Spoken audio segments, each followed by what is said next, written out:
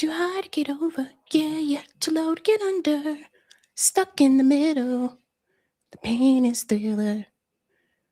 Took my baby to the doctor, but a fever was nothing he found. Let's go!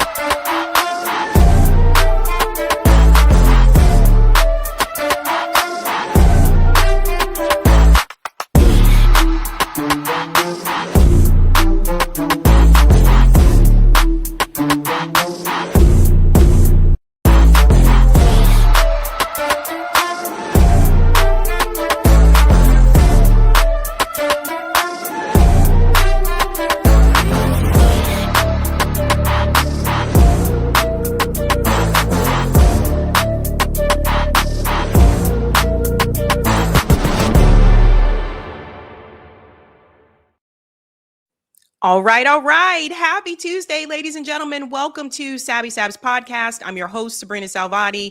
If you are new, I do want to let you know we are also streaming on Rumble and X as well. Of course, most of you are here on YouTube. Welcome back, guys. I hope you had a great 3-day weekend. If you were off this weekend, not everybody was, but if you were off, I hope you enjoyed some time with friends and fam, maybe had some barbecue, that kind of thing. I know I certainly did.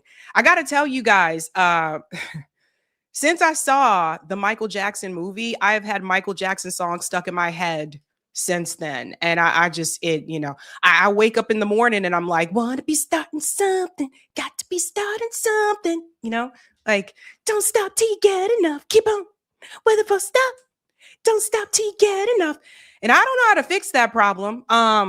I've tried listening to other songs. If you know how to get songs stuck out of your head, let me know. I love Michael Jackson's music, but it's getting to the point now. It's like, that's all I hear in my head. Anyway, welcome back, ladies and gents. We have so much to get into tonight, ladies and gentlemen. It appears the Iran war is back on. And we're going to get into some other stories as well. Let me go ahead and give shout outs to people in the chat. What's going on? I know myself says Blue Maga. What's that? Is it like blue toilet bowl cleaner? Does a good job, but still belongs in the toilet? No. Blue Maga is the Democrat version of MAGA. And there's a lot of, attacks and trolling that is going on. And we refer to those people as Blue Maga. We'll get into it tonight. Shout out to Maritza, says hello and sends love. Greetings, Kamis says, is this true? Go, go, go. It is true. Greetings, Spirit says, I love your content, sis. You have opened my eyes to so much fuckery and look forward to your drops. Your investigative journalism is top tier. Oh, thank you and welcome. Shout out to Kenda. Senator Cory Booker has not resigned, nor is he abusing detainees. Instead, Booker is actively leading legislative efforts to shut down the Delaney Hall ICE detention facility in Newark, New Jersey. Don't know what that's about. We're not talking about Cory Booker, but thanks.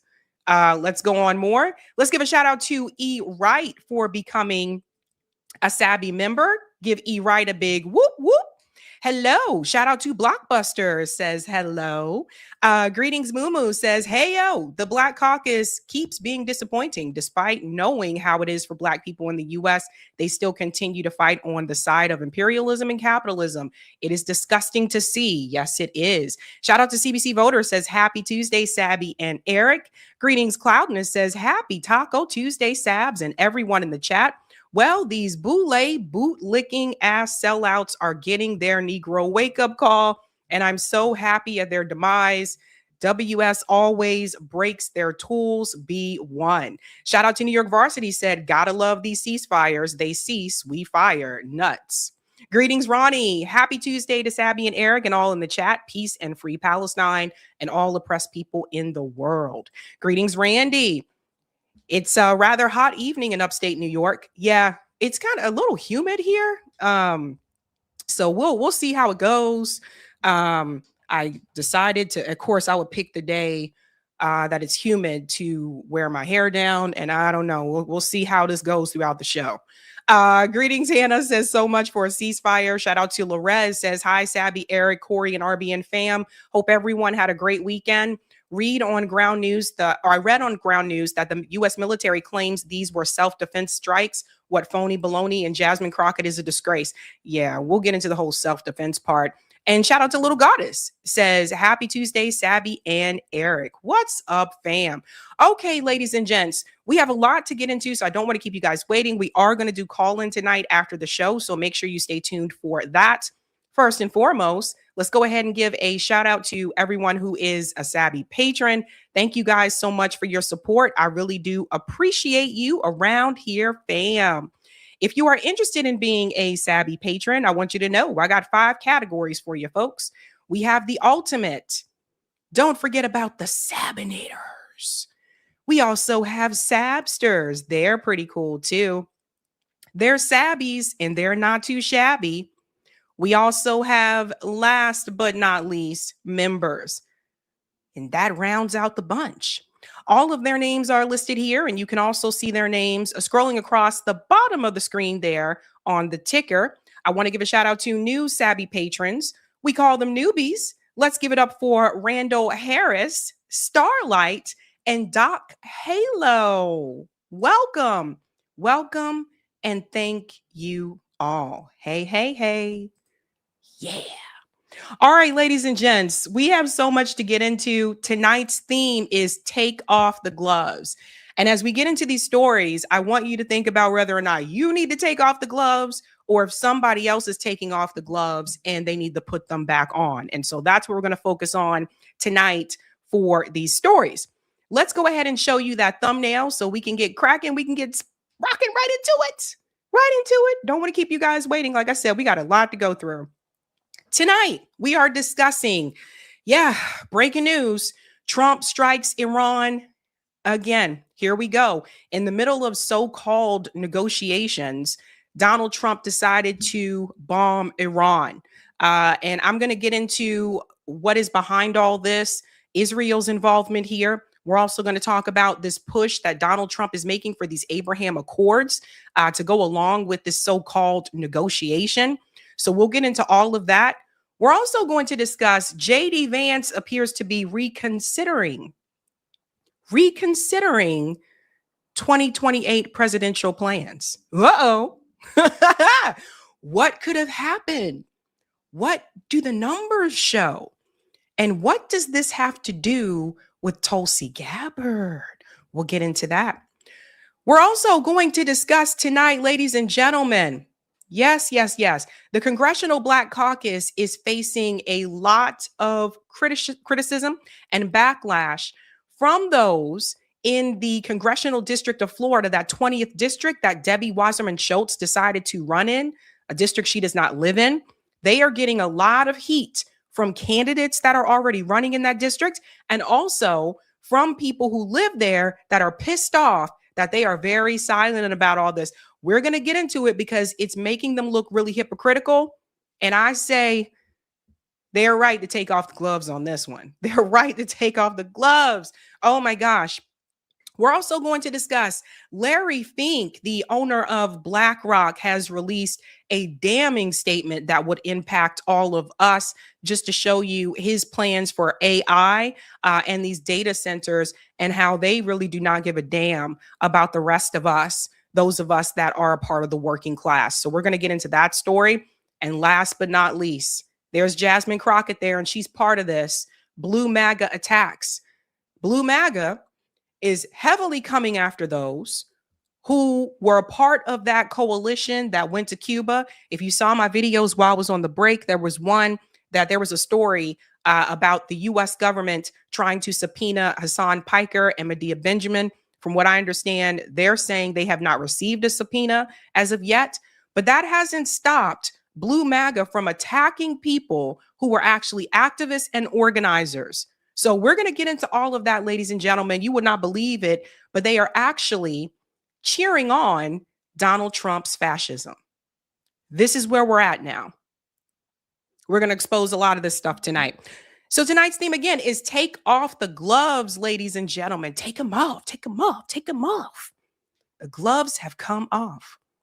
Let's go ahead and get into this first story. If you haven't had a chance to do so, do me a solid by smashing the like button there. And if you're new, don't forget to like, sub, and share, just like a Care Bear. Let's keep it moving and grooving with this first story here. If you are a part of the working class, the gloves got to come off with this one, especially with this one. Larry Fink, CEO of Blackrock, released a statement recently. This is during an interview. And I want you to hear what he says he plans to do with our money. Check this out. Thank you, Shadow of Ezra, who's always on it with these. The CEO of BlackRock, Larry Fink, admits that trillions of dollars being used to build data centers and power grids will come from ordinary people. Oh, yes. Listen to this, guys. If we could get more and more Americans to think about growing with the United States, we will have far than enough money to invest in this infrastructure. But as the governor was talking about, the need for electrons is growing every day. Some of these, if we're going to be the leader in technology, which we are, if we are going to be the leader in AI, which we presently are, it's just going to require trillions of dollars of investments. And if we don't invest in it, China will be the global leader in this. And so to me, it's not whether, this is a must. And if you think about how that translates, it translates into a more dynamic economy. We need the United States economy to grow at over 2%. We need the U.S. economy to grow at 3%, especially with the growing deficits the federal government has. And so much of this money, not just the project, is going to be coming from the private sector, from savings accounts, from pension accounts, from insurance companies, on and on and on. The whole world is in need of improving the infrastructure. So first of all, before I comment on what Larry Fink said, I want you to look at who is sitting right next to him. That's Governor Abbott from Texas, right there next to Larry Fink and this whole grand scheme that they have. So what he is basically saying is that in order to continue to invest in AI, they're not going to be able to get all the money from the private sector. Some of the money is going to have to come from us. And he even goes as far as to say our savings accounts, our pensions, although I don't know people that have pensions nowadays from my generation, maybe Gen X or the boomer generation, maybe you guys have pensions, but nobody in my generation that I know of has a pension. They want us to pay for it. He's saying it out loud and in the open. We're not asking for data centers. We're not asking for more AI. This is something that the billionaire class and these tech oligarchs have decided to push forward. We didn't ask for any of this. So when people say we got to look at who the common enemy is, that's the common enemy. It's the billionaire class. And to prove that, I want to show you something else that he said here. So ordinary people now need to pay for AI surveillance. So remember what he said about forcing behaviors. Listen to this. You now make a point of that's an investment criteria for you. Well, behaviors are going to have to change, and this is one thing we're asking companies. You have to force behaviors, and at Blackrock we are forcing behaviors. 54% of the incoming class are women. We added 4 more points in terms of diverse employment this year, and what we're doing internally is if you don't achieve these levels of impact, your compensation could be impacted. Okay, we're doing the same thing. And so it's just you have to force behaviors, and if you don't force behaviors, whether it's gender or race or just any way you want to say the composition of your team, you're going to be impacted. And that's not recruiting, it is development, as Ken said. And ultimately, it's still going to take time, but I am just as much shocked as Ken is that we have not seen more opportunities, and we're going to have to force change. There it is. So he let the cat out the bag. I think that conference here was from about a year ago, I think. But there you go. They are going to force behaviors. They are going to force us to change. He said you have to force it. And now I want you to think about something before I get into the rest of this. I want you to think about those 401ks. Now, some people have them, some people don't. A lot of younger people can't afford to have a 401k at the company that they work at, so they choose not to have it so they can have more money in their pocket.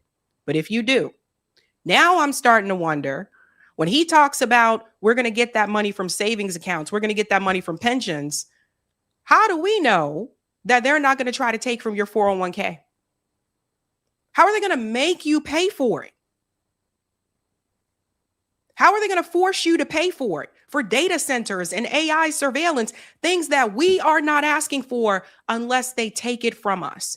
And I go back to something that was said a long time ago. There was an interview with Eddie Murphy. Eddie Murphy was talking about the first time that he met James Brown. I don't know if everybody saw this interview. It was funny, but now looking back on it, I'm wondering maybe James Brown had a point. Eddie Murphy said that one of the things that James Brown said to him is to take your money and bury it in the ground. And now when Eddie Murphy said that during that interview, people laughed. I think this was on one of those late night shows, whether it was David Letterman or one of those shows. Tonight Show was one of them. And it was funny at the time, but it doesn't seem funny anymore. Maybe James Brown was right.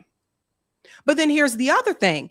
If the dollar becomes obsolete, meaning that we are going to move towards digital currency, even taking that money, actual physical dollars, and hiding it somewhere, it may not be worth anything. You may not even use cash years down the road. That's what they're trying to move towards. They want everything to be digital. So these people not only are bragging in our faces that they want to replace our jobs with AI, but also that they want us to pay for it. Your enemy is not your neighbor. These are the people that are the problem. And it's not just Larry Fink. It's Sam Altman. Listen to what he says about a kid that is born today in comparison to AI. A kid born today will never be smarter than AI, ever. And a kid born today, by the time that kid kind of understands the way the world works, will just always be used to an incredibly fast rate of things improving and discovering new science. They will never know any other world. It will seem totally natural. It will seem unthinkable and Stone Age-like that we used to use computers or phones or any kind of technology that was not way smarter than we were. We will think how bad those people of the 2020s had it. So there you have it. He's another one of these tech bros that is planning our future. So he's telling you, and if you're a teacher, think about this for a second. If he's saying a kid born today will never be smarter than AI, what will be the need for teachers in the future? if AI is just going to do everything. There goes the teaching jobs. If they can have AI teach, there goes the teaching jobs. These people are actively trying to replace the working class. You guys hear this? And they're saying it all in your face. All in your face. Now, he goes on to say more, because Sam Altman is not shy about how he feels about this. Listen to what he says about how you're going to have to purchase intelligence. Fundamentally, our business, and I think the business of every other model provider, is going to look like selling tokens. You know, they may come from bigger or smaller models, which makes them more or less expensive. They may use more or less reasoning, which also makes them more or less expensive. They may be running all the time in the background trying to help you out. They may run only when you need them if you want to pay less. They may work super hard, you know, spend tens of millions, hundreds of millions, someday billions of dollars on a single problem that's really valuable. But we see a future where intelligence is a utility like electricity or water, and people buy it from us on a meter and use it for whatever they want to use it for. The demand that we see for that seems like it's going to continue to just go like this. And if we don't have enough, we either can't sell it, or the price gets really high and it, you know, kind of goes to rich people, or society makes a bunch of sort of central planning decisions that I think almost always go badly about, you know, we're going to use our limited compute supply for this and not that. Sam Altman is telling you that intelligence will be something that you have to actually purchase, which means that people who are rich will be able to buy it, and those who are poor, lower income, and whatever is left of the middle class probably won't be able to afford it. This is the society that they want. These people are evil. These are evil people. They don't want us around. And they're showing you everything. And I'm going to tell you something else as we get into the data center part. Everybody get ready, because here's the thing. If they continue to build all these data centers, it is going to get to a point where we're going to have water wars in this country. You know what a water war is? Where water will become a luxury because the data centers use so much water. And if they continue building them, eventually water is going to be a luxury, which means water is only going to be available to those who can afford it. The rich, Sam Altman and Larry Fink, they will be just fine. They're part of the billionaire class. The poor, the lower income, we will fight each other over it, which is exactly how they want it. Now, Microsoft gave a warning about AI and said it actually cost more. Listen to this. I spoke with a VP at NVIDIA who first flagged this to me. He said, oh yeah, for months, our costs for my team have been more for AI than humans. So that was the first flag. And then we started to hear this coming out in droves. Uber's CTO said he already blew out his whole budget for 2026 just on AI related costs. And obviously that means he's spending more on that than he's spending on human workers. And now I'm starting to hear, especially from startup founders, they're bragging about their AI bills being high because it's kind of this sign of like, yeah, I'm really ahead of the AI. Flex of like, I'm blowing so much cash on this. Exactly. But the whole point of this was supposed to be that it cut down on costs, expanded profits, especially for public companies. But it's unclear if that's going to be tenable. When is that curve? I guess is one big question. But you have some of the data you have in your report is kind of fascinating. Worldwide IT spending is expected to be up 13.5% this year compared to just last year, over $6 trillion. Where is all this money going to? Well, a lot of it is going towards token costs, which is basically like the currency of AI use. Also, of course, subscriptions. If you've got an enterprise contract with OpenAI, with Anthropic. So a lot of it is going towards these AI labs. The thing is, though, the queries that I'm putting into AI, those don't cost very much. It's for the people who are coding or using an autonomous agent overnight. But at some companies, especially the tech ones like Meta, they're encouraging that high token use because, again, they want to see and seem like they're really ahead in the AI. Yeah. So what Microsoft found out is that AI actually is going to cost more. than having regular employers. And then when we get to this part here, and I think this is so important, Pope Leo is against AI, and he just released a statement about this. Listen to what he said. Artificial intelligence needs to be disarmed. The word is strong, I know, but deliberately chosen because this moment needs words capable of attracting attention, awakening consciences, and indicating paths forward for humanity. The Church has long been working for nuclear disarmament, aware that every great technical power can affect people's lives, and so must be accompanied by adequate moral discernment and public control. Nuclear disarmament remains a service to peace and the dignity of the human family. In a similar sense, artificial intelligence now demands to be disarmed, freed from logics that turn it into an instrument of domination, exclusion, and death.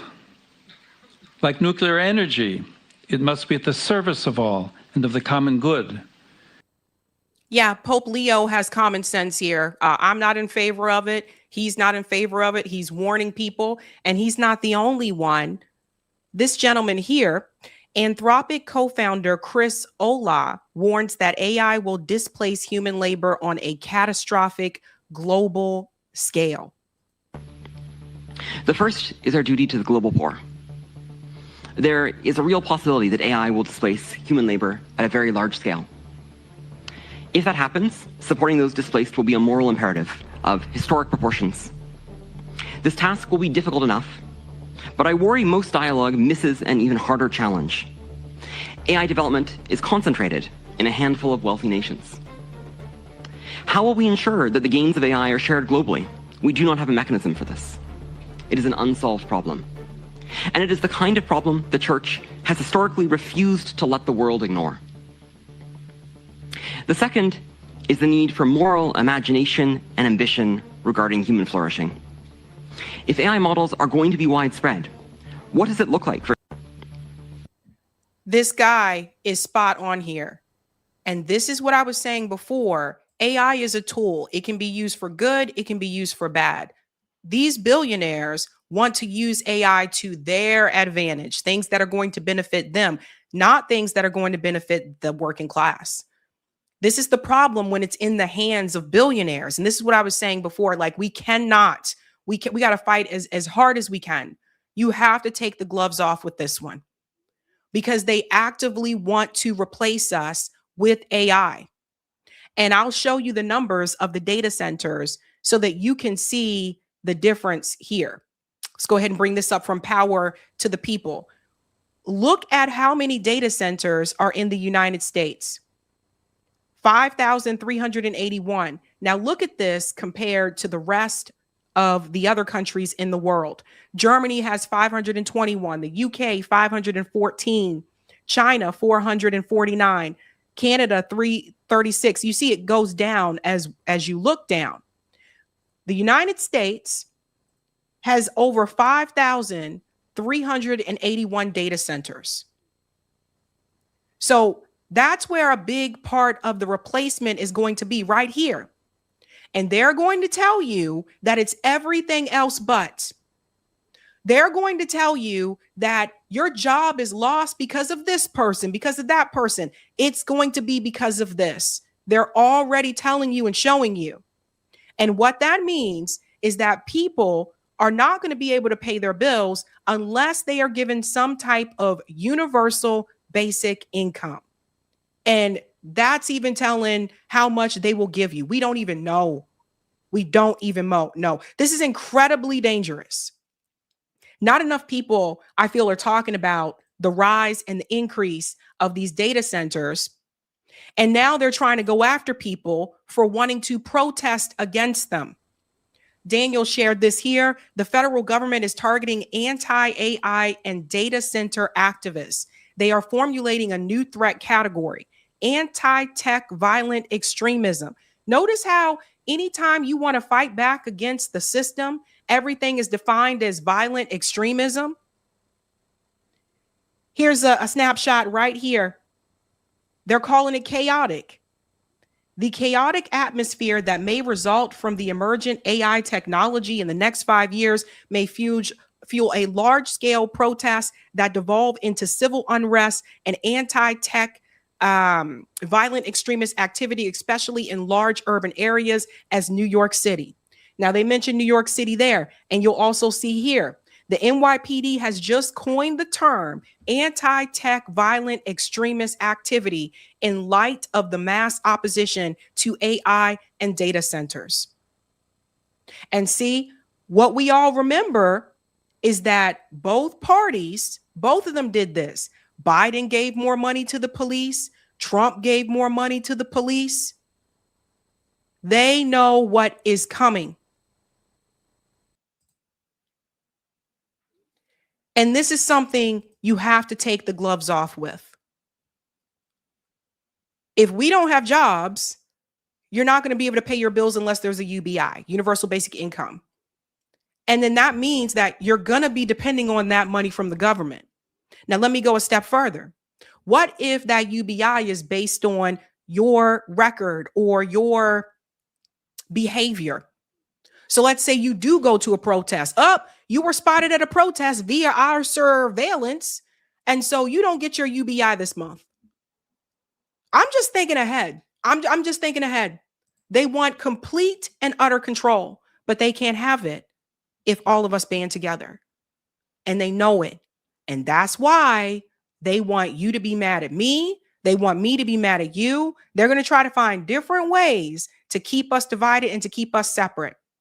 And the thing about this, when it comes to the AI and the data centers, both parties support it. So when it comes to this, it's time to take off the gloves. Let's go to some of the comments here, ladies and gents. Hello, Notori. Hey, we are family like a giant tree in my dream girl voice. We are a family. Thank you for the super chat, Roger. Check you out, Sab. You and Hub going out tonight. Well, I'm here tonight. Thank you, Sean. Orange County, California suffered chemical tank incident. Here we go. Pezzo said they privatized the profits and socialized the costs and losses. Thank you, Mark. I think I mean Debbie Weiserman Schultz looks like an anteater. That's a new one. Thank you, MTN. Take control of your stock ownership decisions.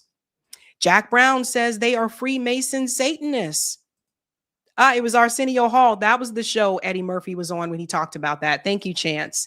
Thank you, Brandy, who's been a member for 34 months. Our bank created a new app. You have to allow them to have access to all other apps on your phone. I said, nah, I don't need it. Yeah, don't give them access to that. That's insane. So the banks want to monitor you now. Thank you, Texas. Just when you think we reached the level 10 of stupidity, Hegseth had 2 Apache attack copters intimidate a No King rally, then fly over at Kid Rock house party, then terminated the investigation. Thank you, Cooler King. Could bookstores in the future be banned? Well, they did ban books in the past.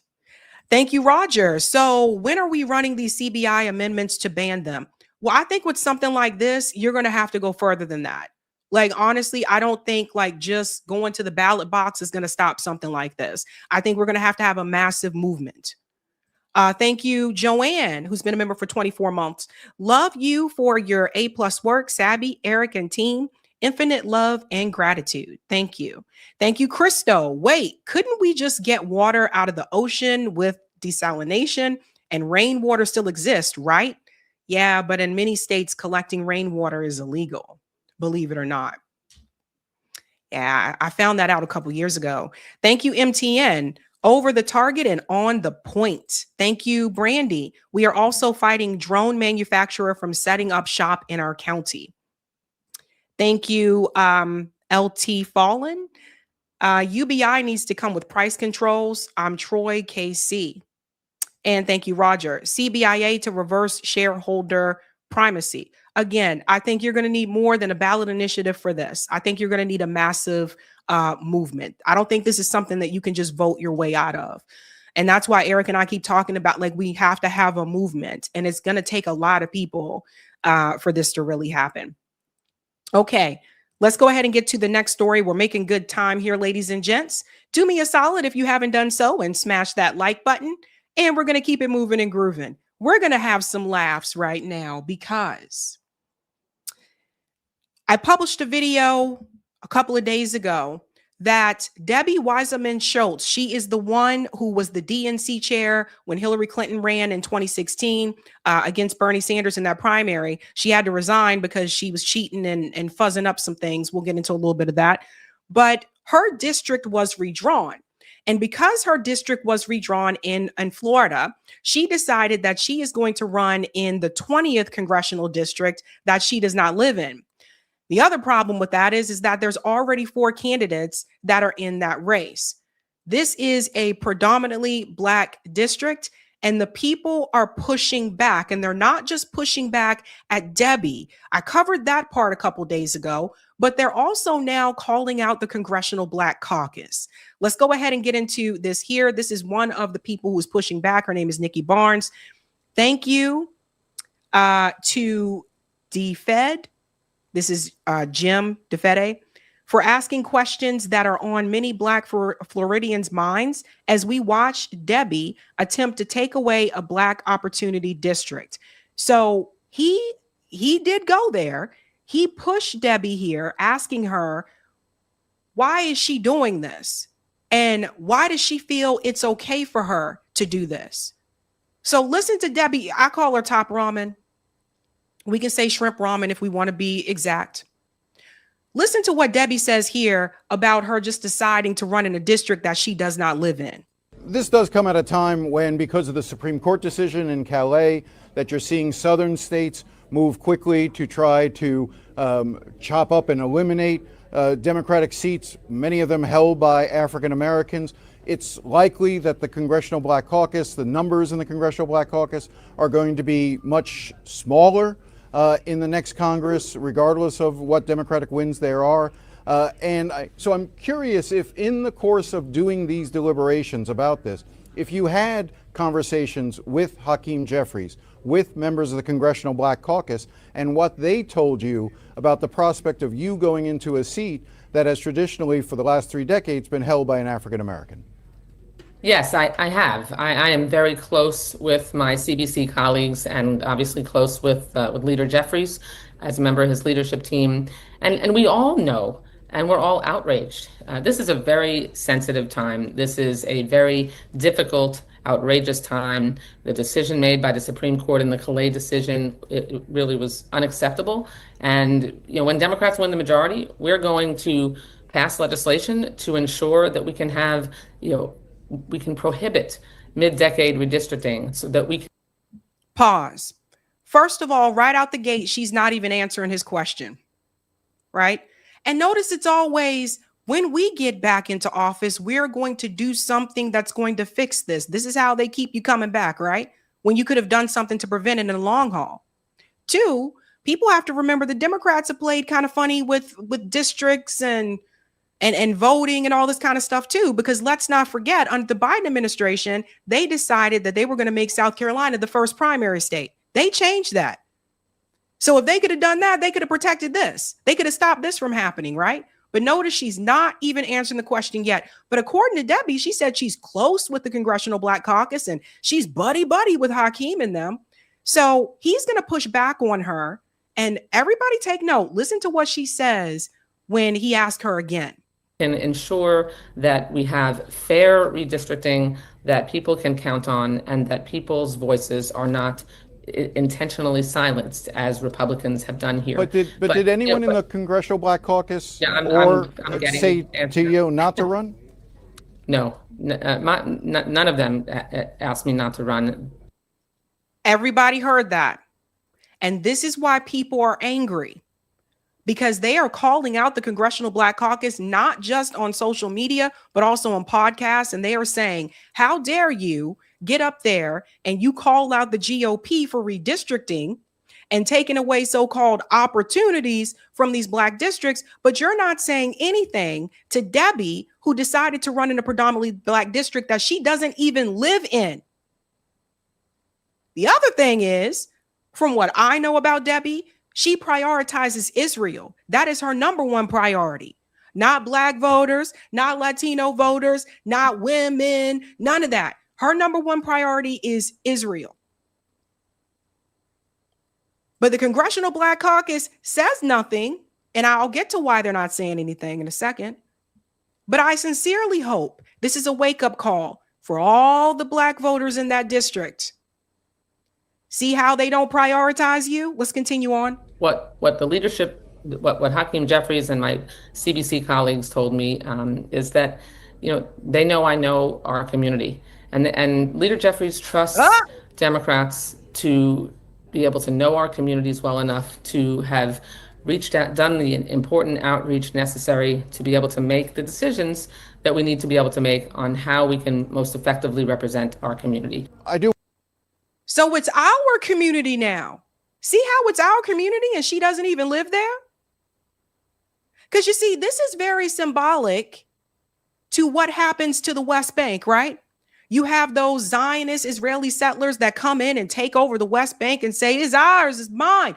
Debbie just comes right into this district, don't even live there, and says, it's our now.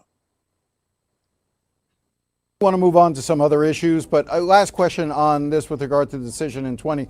Again, I go back to the statement that Rosalind Osgood and others have made that really the only way that someone can truly represent the African American community in needs is someone who has their shared lived experience. Obviously, you do not have their shared lived experience. How will you be able to try to convince them that that's not an issue for you going forward? Because I have been in the community, for decades already. Oh my God, I made visits there. You see this? Listen to me, Black people.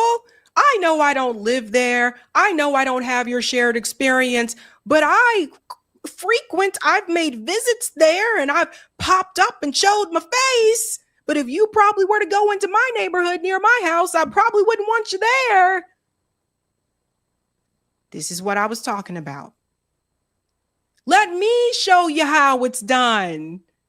Remember I told you this problem sometimes that white liberals have in the Democratic Party? They have this mindset that let me come into this community, let me come into this organization, and let me show you how it's done. Debbie has that same mentality. So she thinks because, I've spent time there, that matters more than the people who are running who live there. Typical.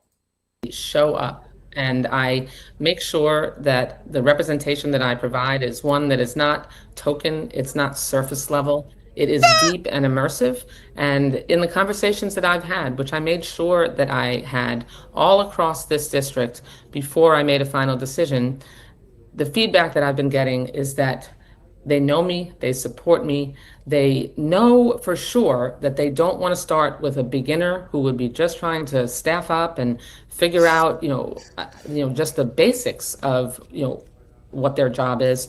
When I have been there, I'm a senior member of the United States Congress, and I know how to get things done across the aisle, as well as, and especially when it comes to making sure that we can bring resources home. But the people in this district have given me strong feedback that they want an experienced friend who has been there for them over and over, and they want me in there fighting for them, and that's exactly what I plan to do. I'm down with the bros and the hoes. You know what's sad about what she said here that could be partially true? I'm thinking some of the people in that district might vote for her anyway. You know why?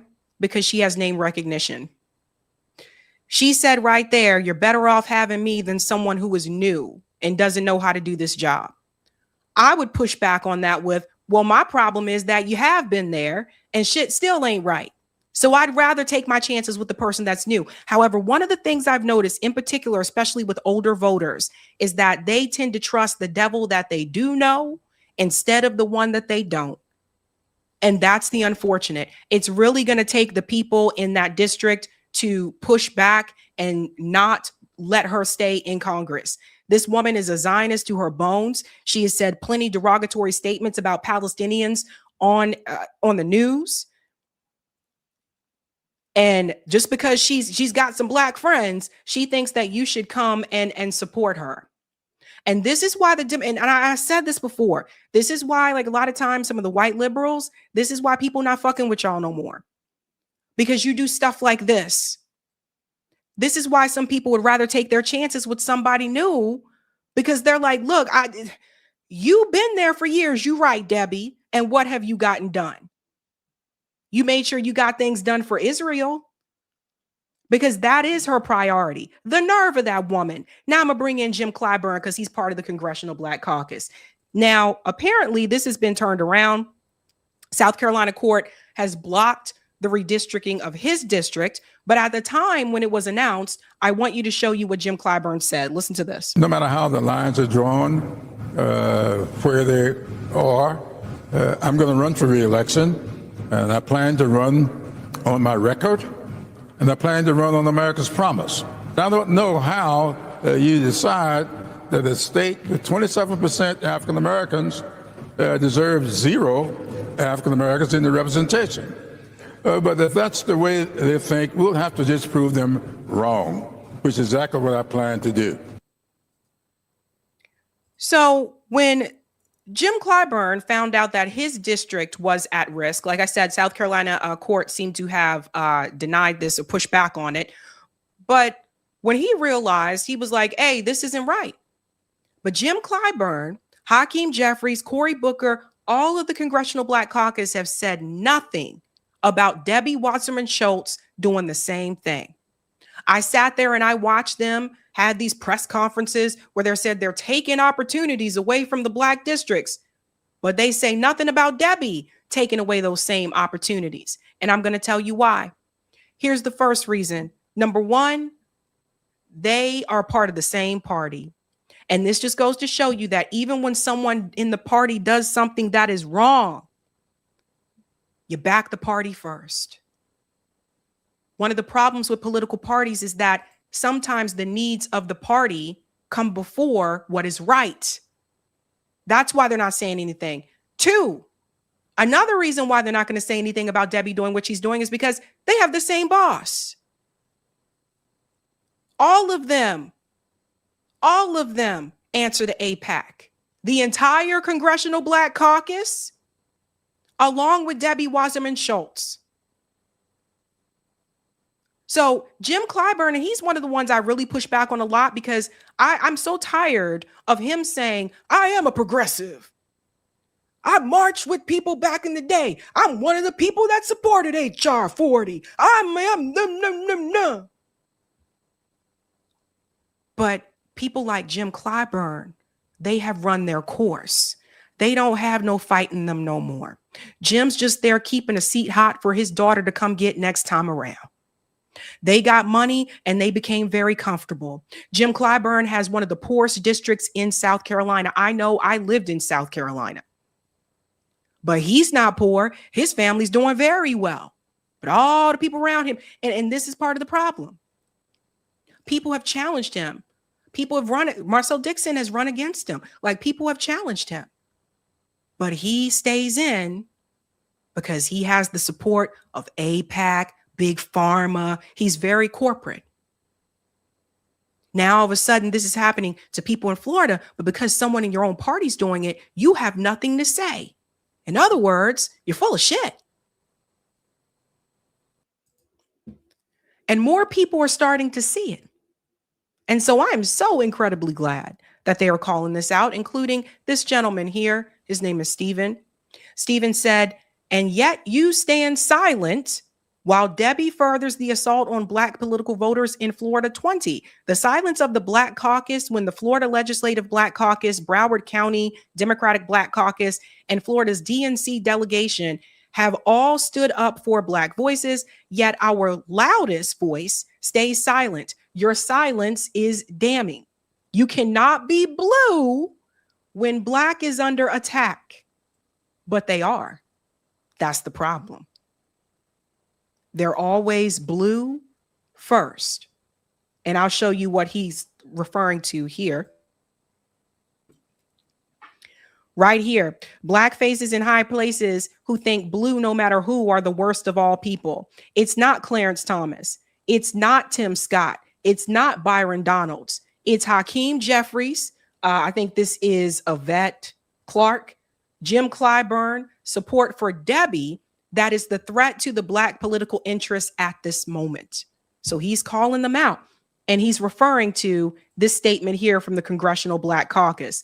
In the wake of the callous decision, Black political representation is under direct assault. Across the South, lawmakers are rushing to redraw congressional maps to dilute Black voting strength and roll back decades of progress secured through the Voting Rights Act. Now, I want to just say something here because some people are getting this, are confused about this. This does not stop people from voting. What it does do is it stops having that representation in Congress, right? So you won't have as many Black Congress members. I would also say, like I told you, the Congressional Black Caucus, they're not really fighting for you anyway. You saw the ad that I showed on here from AIPAC where they bragged about the fact that they are the top donor to the Congressional Black Caucus. Now they can get on a plane and go all the way to Israel and kiss the damn wall. But if you approach them in their district, they act like they don't know your ass. I apologize for the profanity. This just pisses me off. That's really who they work for. So the CBC ain't saying nothing. They sold out to Israel a long time ago. Here's another one. She's calling them out. Her name is Leslie. This is what I want to see. I applaud Florida's DNC members for standing in the paint for Black representation. Debbie is wrong. Where is the Black Caucus? See, again, they're being tagged. And she is referring to, let me go to this part here. She's referring to this part here, this article here from the Miami Herald, where I think it's 10 of them. I'll get to in a second. 10 of them from the Florida DNC have called her out. They're calling her out. And when you look at who they all answer to, one of the candidates that's in this race is not taking any money from AIPAC. And that's Elijah Manley. No money from pro-Israel lobby. And you see how much Debbie is taking this cycle. This is the problem, folks. And you know what? And I have to say it. If anybody else is living in that district and you're watching, Eric, can we go to part 2, please? You really got to talk to Black elders. Because I seem to remember in 2024 having those conversations with Black elders about, listen, we cannot be supporting people that support Israel's genocide on Gaza. We cannot be backing these politicians that are supporting a genocide and that are pretending like it's not happening. That's what I told them. And you know what the response was? Well, I mean, the church says, or one of my other favorites was, yeah, but we know this person and we don't know that one. That was another one. So this is why the people that you're going to have to talk to is going to have to be the Black elders. You're going to have to talk to the elder voting group because they be part of the ones that would much rather just go with the person that they know and instead of someone they don't know. And even when it comes to that issue in particular with Israel, this is what she just said about the Iran war. Sounded like a neocon. I am concerned and frustrated over, again, another potential deal, a negotiation where we're going to unfreeze Iranian assets and give them billions of dollars to be able to control proxies again and to rebuild their ballistic missile program, never mind their drone program, which is incredibly deadly, and they've been increasing their drone capability. So this is deeply concerning.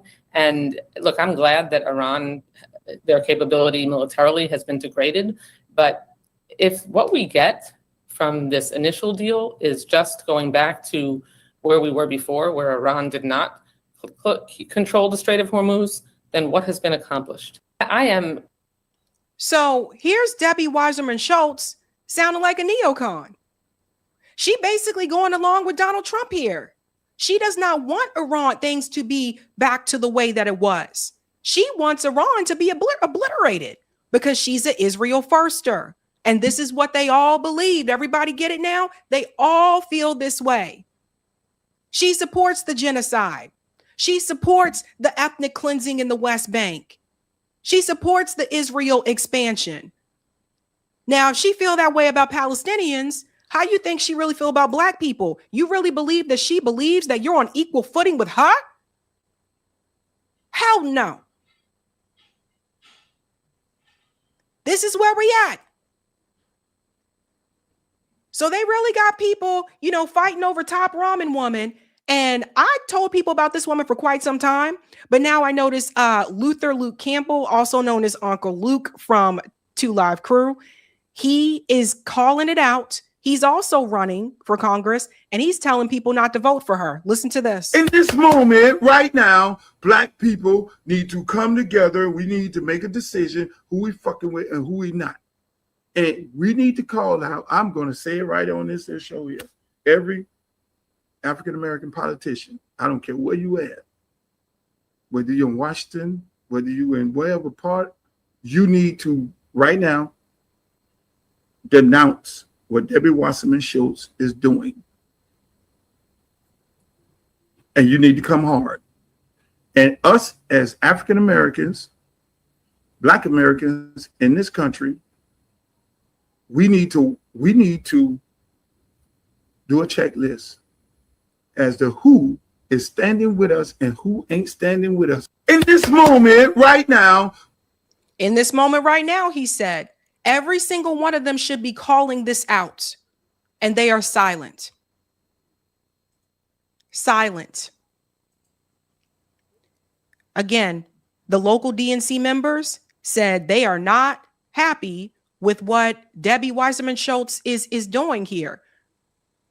Our party cannot credibly denounce the dismantling of Black political power by Republicans while treating one of Florida's few remaining majority Black districts as a political opportunity for an incumbent seeking a safer seat.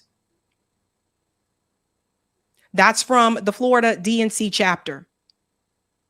It's interesting, though, when they say power, because this cracks me up. When they say Black political power, we don't really have any power, but you get where they're coming from. These are the ones who said no. Shout out to Guardians here. Alan Clendenin, Juan Cuba, Daniel Henry, Millie Herrera, Samantha Herring, Lydia Hudson, Allison Minnerly, Judy Mount, Sean Shaw, and Samuel Santiago. Those are the ones that said hell to the no to Debbie O.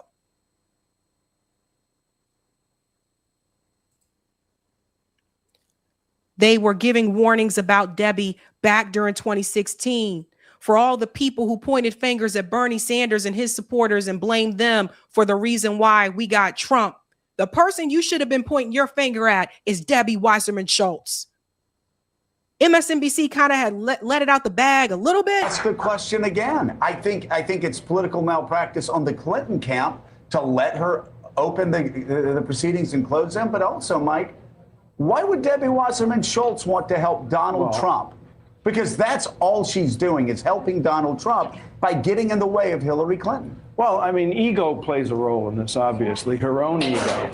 But I mean, for the first time today, probably the last time today, John Heilman is absolutely right. It's on. I'm done. I'm taking off. Jimmy Miss Jack, he's had a spasm of lucidity, and now he's going to go. The President of the United States is the only one who could make this call and say, Debbie, no, you're not going to give a speech tonight and Friday night. You're not going to run this thing out through the week. The job is to elect Hillary Clinton. You're right, Debbie. Go. Bye-bye. This just isn't the way they wanted to start the convention. They wanted to show contrast to what they said was the chaos of the Republicans, and they come with the front page of the New York Times, nearly a banner headline. Debbie involvement with Hillary Clinton, again, she was the DNC chair. Debbie's involvement with Hillary Clinton is part of the reason why Hillary Clinton lost. Because she was the one, they wanted to do this Pied Piper strategy. I'm not sure if everybody's heard of it, but it basically means that you promote the candidate in order to show people just how awful they are. So the whole strategy was, let's elevate Trump so people can see the horrendous things that he's saying and how awful he is. And then it'll be a shoo-in for Hillary Clinton. Didn't work out that well, did it? The exact opposite happened. Debbie Wasserman Schultz, as chair of the DNC, she put these things into motion. That's why she had to resign, because they caught her at the end. But she's telling District 20, you need to trust her. So she's a cheater, a Zionist and a cheater. We'll go to those emails that were leaked. The head of the Democratic Party, Debbie Wasserman Schultz, forced to resign after about 20,000 leaked emails showed party leaders tried to sabotage Bernie Sanders' campaign. The WikiLeaks showed party officials were trying to paint Sanders as an inept campaigner. They also sought to question whether he is an atheist. In one, the DNC's chief financial officer wrote, "For Kentucky and West Virginia, can we get someone to ask his belief? Does he believe in a God?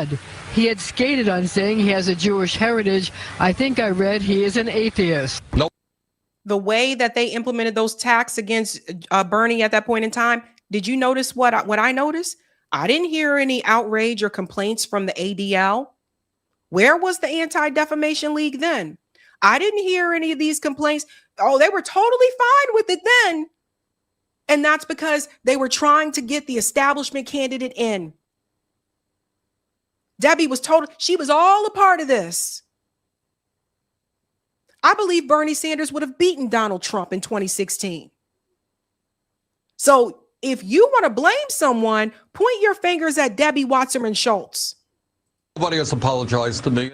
It gave Bernie Sanders, who throughout the primaries had charged that the national party apparatus was unfair to him, an opportunity to say, "I told you so." And the optics for Hillary were definitely not good. Another email scandal for a candidate already mired in her own email controversy. The Reverend Jesse Jackson told me he thinks it will blow over. So you don't think that her resignation is going to distract people? So that's why Deb had to resign. So she's a cheater, she's a Zionist, she's a liar, and she supports genocide. What more do you need? So I need the young people to talk to the elder voters in that district and explain to them how dangerous this woman has been. Because it's time for Deb to go. Okay? I'm pretty sure she'll have no problem retiring in Israel somewhere and looking her nose down at the little folk. You got to take off the gloves on this one. Let's go to some of the comments, ladies and gents, here. Thank you for the super chat, MTN. Back to pagers and ham radios. Community communicates. Thank you, Miss Ritchie. Rachel Dolezal has more black cred than Top Ramen. What a shameless fraud. Thank you, Blueser. Percent right, Sabby. I think you mean 100%. I can't see the 100. I don't know what happened there. Oh, there it is. 100% right, Sabby. Occupier on the move, complete Zionist. There you go.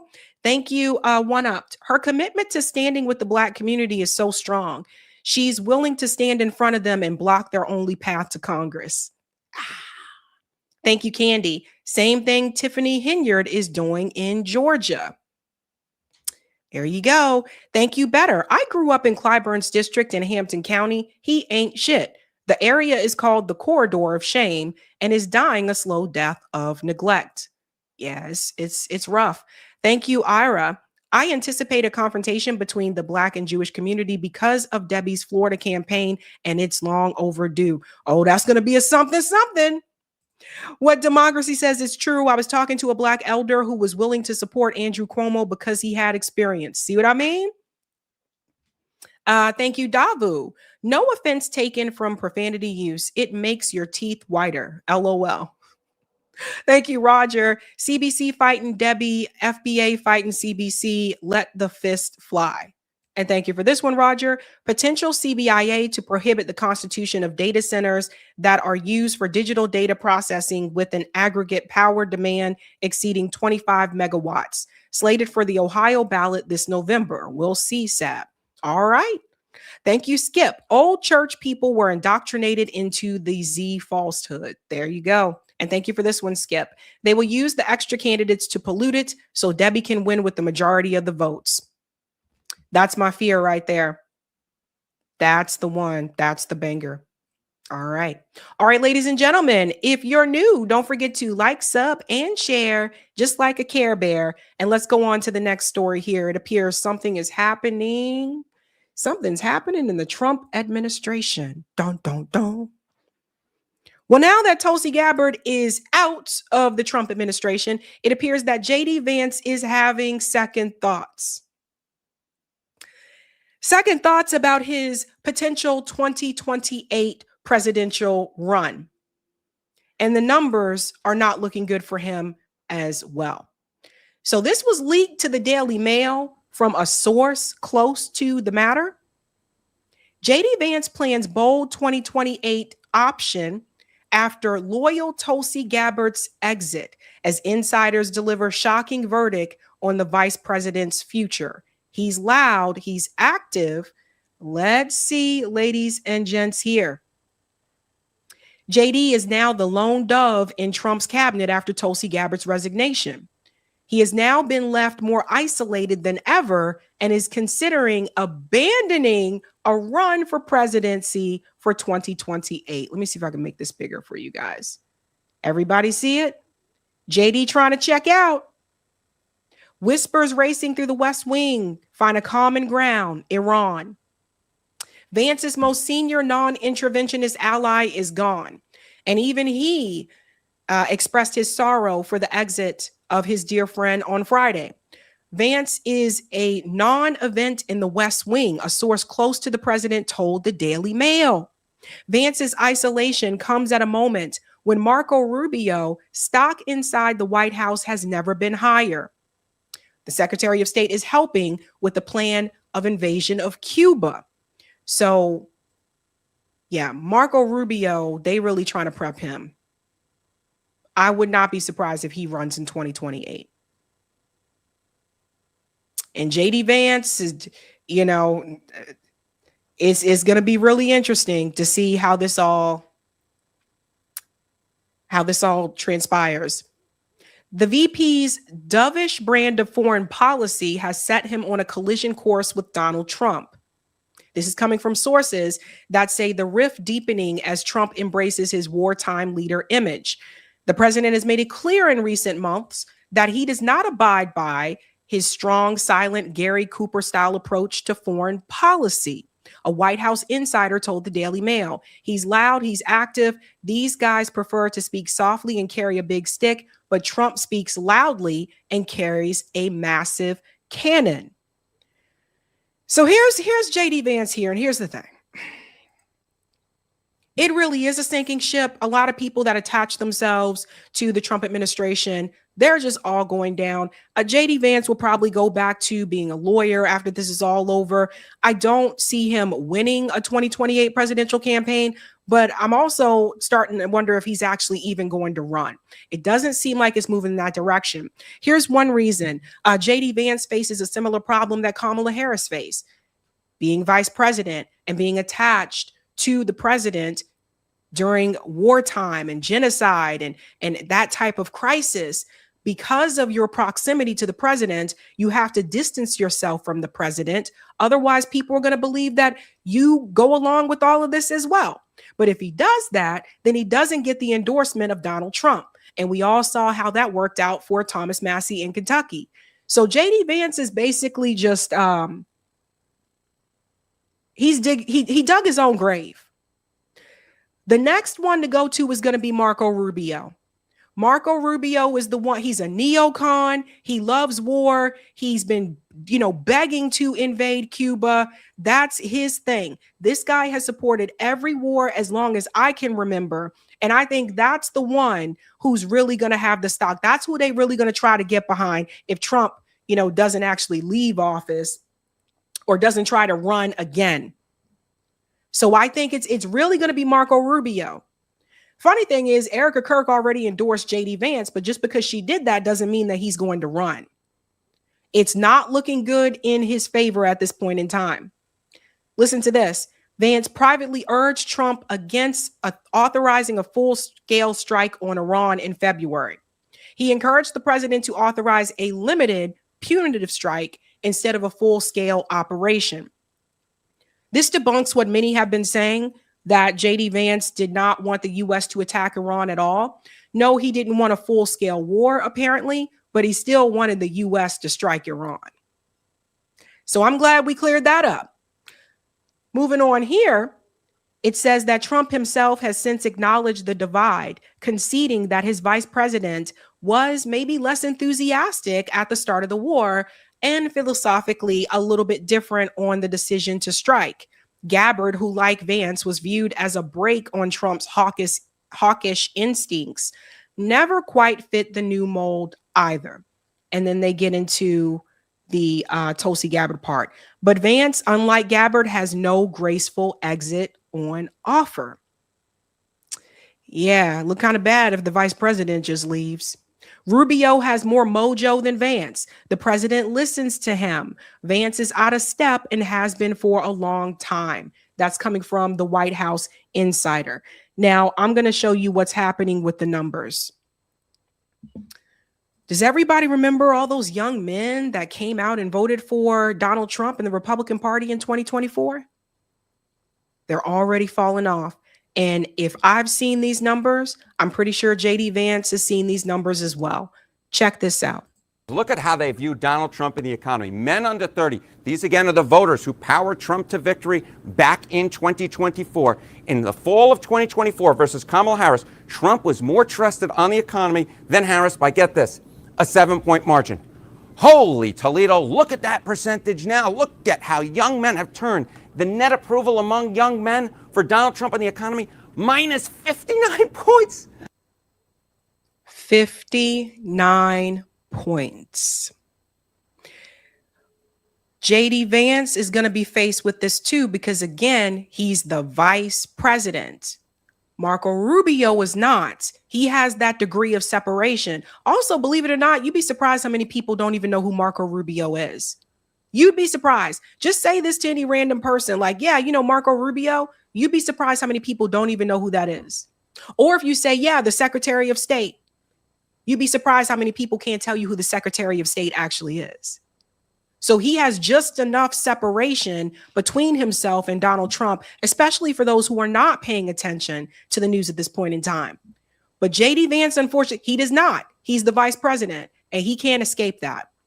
And this is the reality, folks. They see Trump's economy as J.D.'s economy, just like they saw that with Biden and Kamala. They're going to see you as one.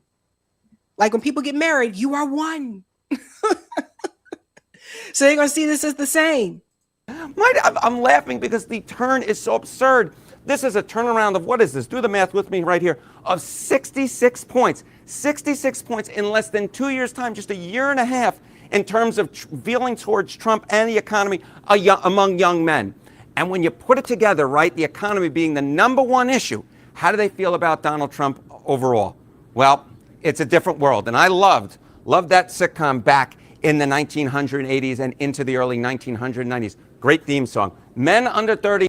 He said 1980s and 1990s instead of saying 1980s and 1990s. I'm sorry. Anyway, let's go on. On Trump. Look at this. In the 2024 election, Donald Trump won that vote by 1 point. He was the first Republican nominee to win young men this entire century.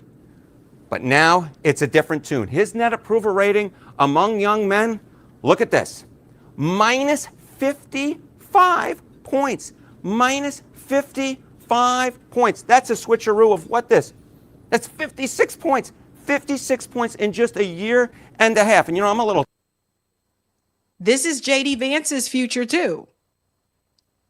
All those young men that came out to support Donald Trump and vote for him, they're dropping like flies. It's a sinking ship because their big concern was the economy. And the economy is not turned around for younger people or anybody. Unless you're already rich. If you're rich, you're fine. If you've gone to the grocery store recently, you probably noticed that the cost of meat has increased greatly. Have you guys noticed that? Look at the cost of a pot roast at the grocery store right now. Check it out. So remember, the young people, they're dealing with affordability. They're trying to start a future and they're not able to do so. Thirsty here. Ooh, today's soft drink of the day is Coca-Cola Cherry Float. Let's take a drink. Ah, that's nice. I do enjoy a good Coca-Cola Cherry Float. Now, of course, it's not just the economy. Not just the economy that is changing Donald Trump, or the views of young people on Donald Trump. Of course, it's foreign policy. Because remember, Trump said, oh, I'll keep us out of foreign wars. And what's been going on the last few months?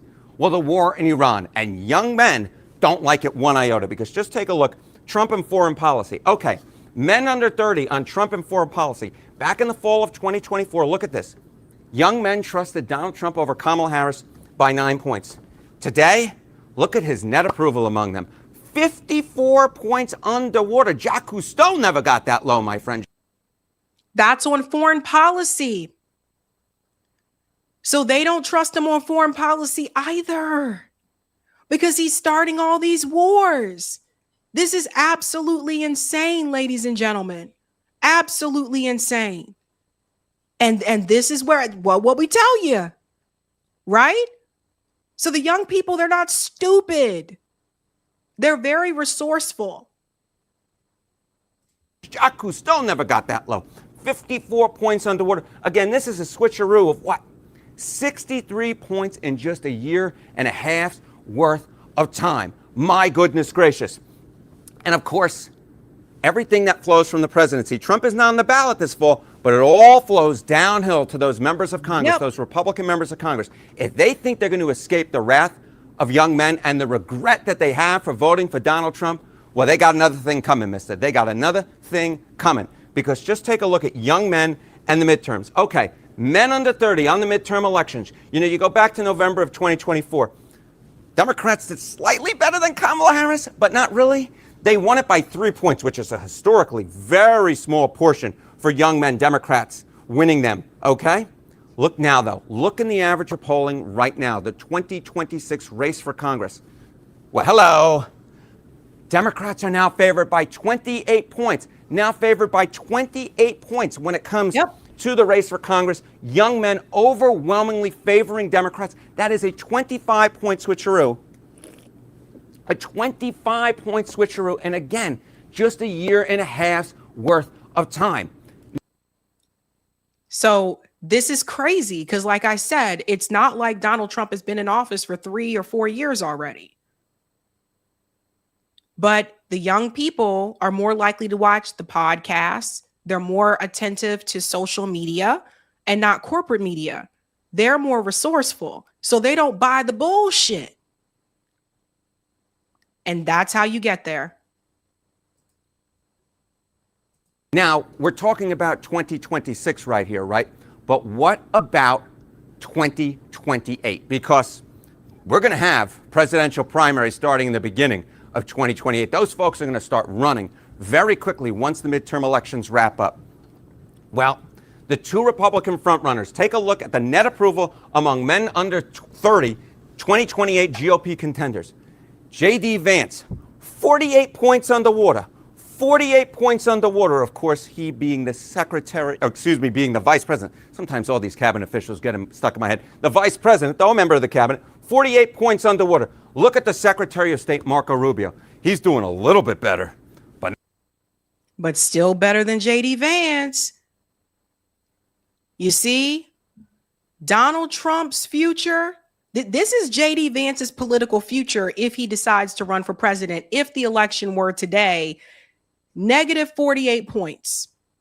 Because J.D. Vance did the same thing that Kamala Harris did, which is that he has not differentiated himself from Donald Trump. He's not distanced himself. He backs up everything that Donald Trump says. I've watched him protect Donald Trump's lies because he doesn't want Trump to come after him.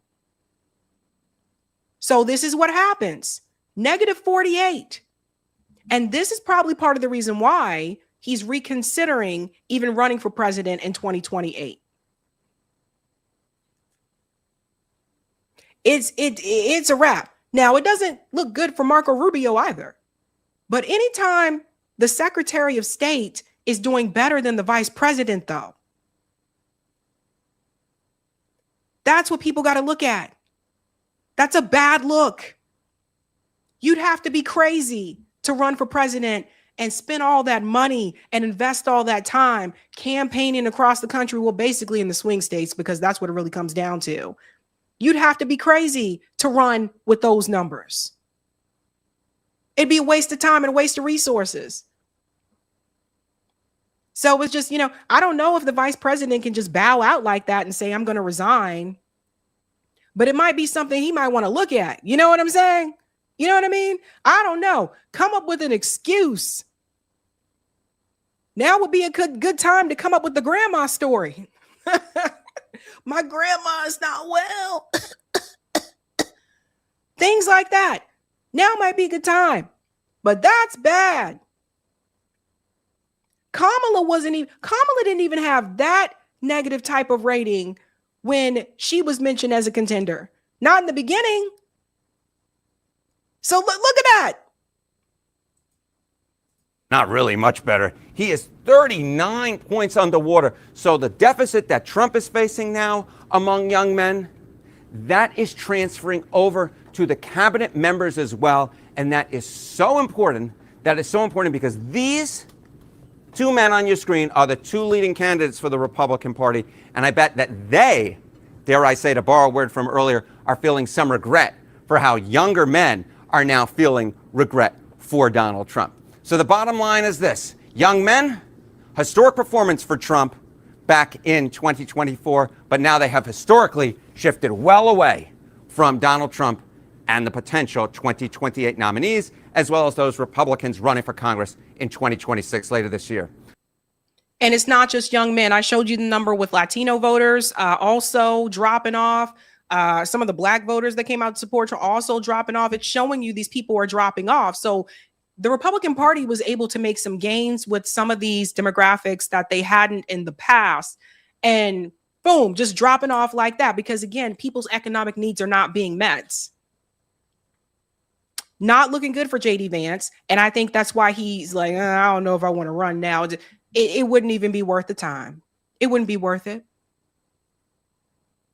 And then I'm looking at the numbers now, and I already saw the shift on the Democrat side. The last poll I showed you guys showed that AOC was at the top. She didn't sunk towards the bottom now. Gavin Newsom is now at the top. And someone mentioned this on Call-In just last week. They said they think the Democrats' best chance is to run with Gavin Newsom. Now, I do not like Gavin Newsom. I think Gavin Newsom is just as corporate as they come. He's full of shit. I'm just keeping it real. Doesn't want to say the word genocide still. California is an economic disaster. Whether you're blue or red, you need to realize that California is an economic disaster. But things are changing. And I tell you right now, if this is the option, if JD Vance runs for president in 2028, according to the numbers today, and he runs against Gavin Newsom will beat JD Vance. That's really what it's going to be. I call it right now. So the ship is sinking, and JD Vance is starting to realize, okay, maybe I need to maybe I need to kind of reconsider this.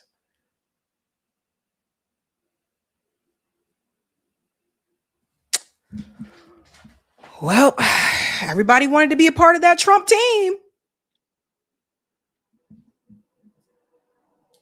I don't know who takes the gloves off in this one. I don't know. Maybe JD Vance saying, okay, I'm not going to do this after all. Maybe that would be his way of taking the gloves off. But, and this is why it's not good to have a premature endorsement. Erica Kirk endorsed him very early on. Remember that America Fest? She endorsed him very early on. That was premature. That was a bad idea. Let's go to some of the comments here, ladies and gents. Eric, you're gonna have to restart that Instagram video there because it needs to be at the beginning. Okay. Thank you for the super chat there, Roger. Clyburn looks like raisin oatmeal. Oh no. Thank you, MTN. Time to get some ghost dog messenger pigeons peeps. Thank you, Kevin. Pied Piper was about Cruz and Trump, assuming those two were more likely to draw the cuckoo bird vote and hopefully benefit Hillary. Yeah, it didn't work out that way. Thank you, Roger. Let's not jump the gun. We got 36 government elections this November. Thank you, Regine. Thank you, Sabby, member for 34 months. Thank you. Thank you, Leonard. Aquaman could get more underwater than these guys. Could not get more underwater than these guys. Thank you, Roger, for the super chat. John C. Calhoun, VP to President. Jackson Spiro Agnew, VP to LBJ. Only two VPs to resign.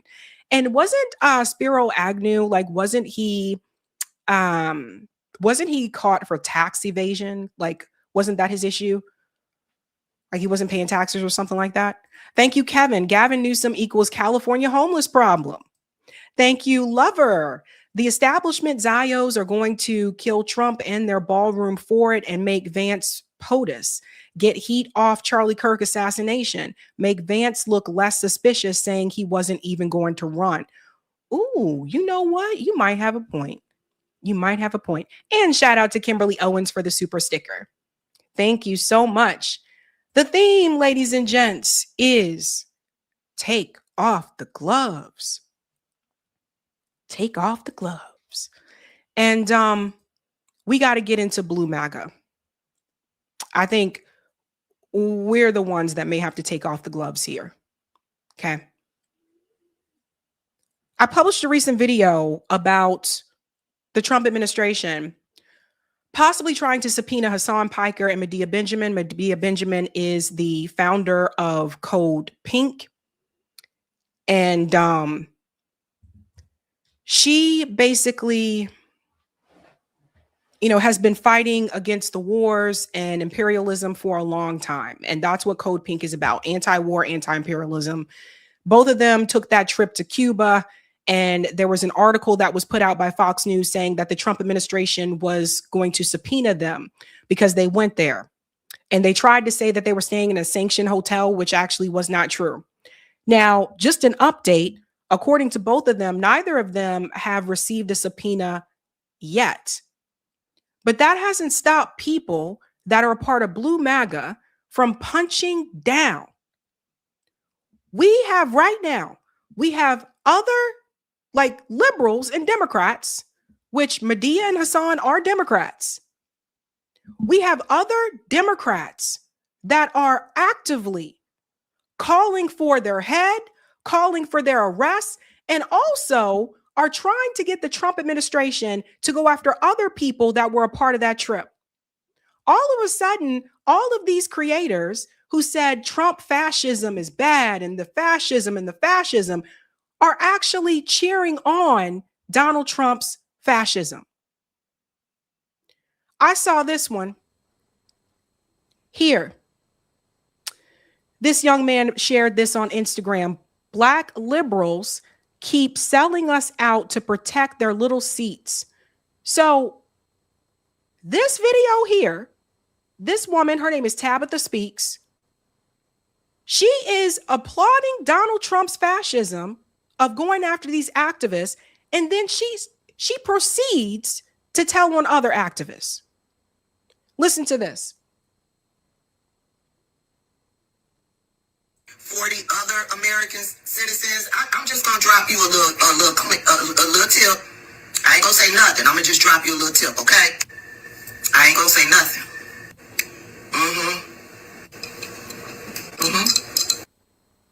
So the accounts that she just showed, it's on Instagram, so sorry I can't share it as well here. The accounts that she just showed was Amanda Seals, Imani, and Afeni. Now, she's a part of Blue Maga. Let me explain to you what that means. Blue Maga is basically the Democrat version of MAGA from the Republican Party. They're a part of that vote blue no matter who crowd. which actually does not mean vote blue no matter who. Vote blue no matter who means to get behind the right-wing Democrat that is establishment. That's really what that means.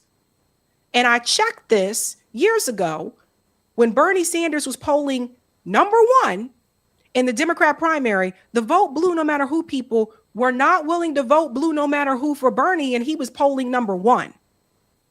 What they really mean is for you to align with the right-wing Democrats, those that support and back the establishment, the ones that are bought and paid for. They don't care nothing about the genocide. They don't care anything about these things. And many of them are paid. Now, I don't know for sure about her, but I done seen some things. And I'm here to tell you guys right now, nobody grows organically that quickly and that fast in political commentary without some type of payment or some type of promotion or some type of connection to the Democratic Party. As many times as I have seen her go after Trump and fascism and all this stuff, which she should, why is she now supporting Donald Trump's fascism and proceeds to turn in other people for them to go after? Why is she doing that? This is what I've been talking about. This is my problem. I also thought it was interesting that the people that she said to go after all just happen to be black. So you have black, blue, MAGA people who were complaining about Donald Trump's fascism, going after other black organizers and activists and telling Donald Trump to go and get them. This is where we're at as a fucking society. I told you guys before, I believe a lot of these people are paid. One of them, I'm going to show you receipts tonight. It was never about support black women. It was never about support black people. It was never about fighting back against fascism. It was about supporting the Democratic Party at all cost. People are out here showing their whole ass. And they can say whatever they want to say about me, but you went after someone who's a friend. I'm not taking money from Chorus. I don't dance next to Kamala Harris. I'm not tap dancing next to Hillary Clinton. I don't take money from these fucking people. I am independent. And I know a snake when I see one. People are going to have to make a decision. The same way I sat there and I told you guys, people in Florida District 20 are going to have to make a decision. Are y'all going to sit up there and just go along and vote for Debbie Wasserman Schultz? Or are you going to push back and tell her, fuck off?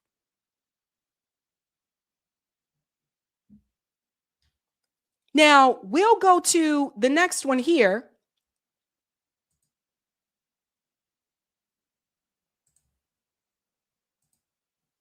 Let me get the next one up. Hold on.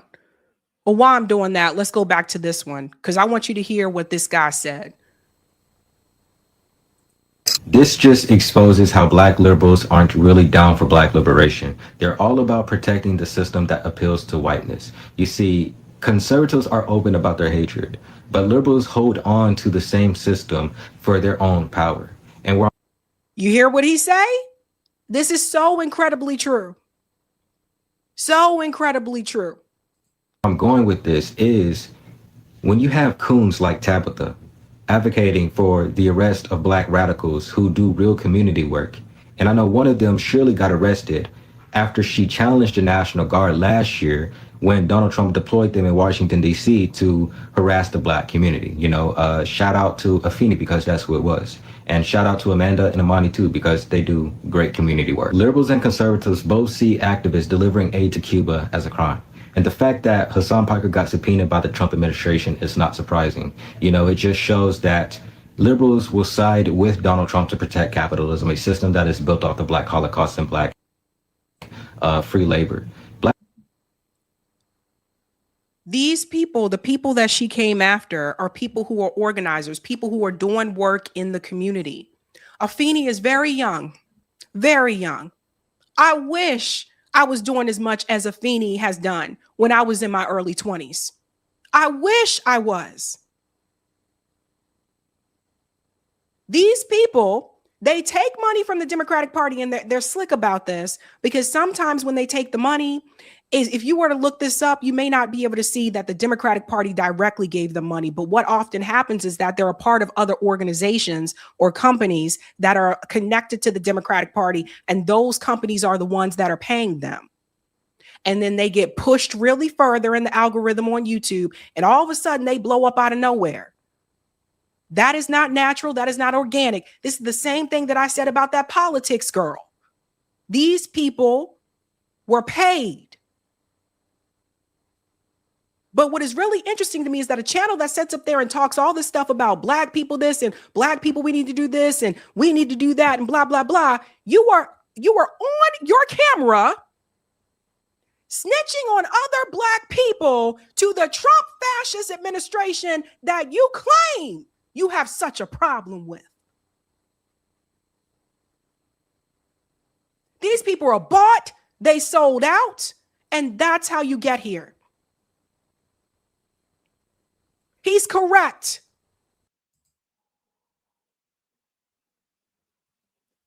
Now let's get to Afeni's response, because she did respond.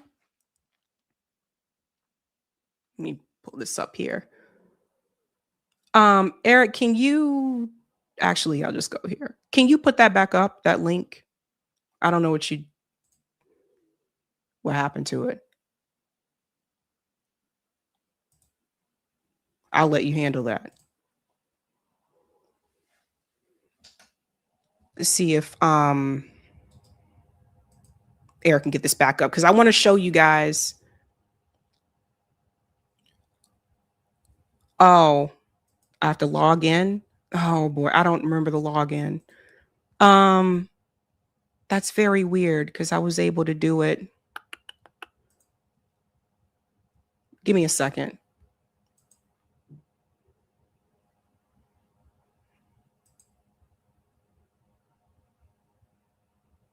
We'll just log in this way.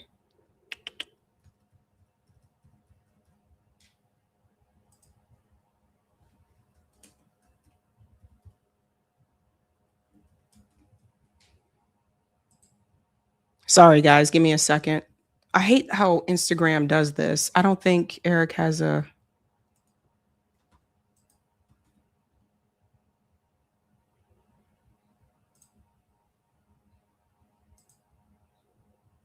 See if it lets me do it. Sorry, guys. I think it's only on Instagram.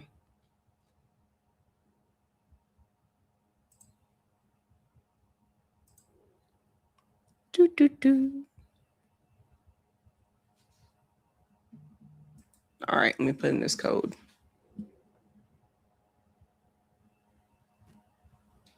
Okay.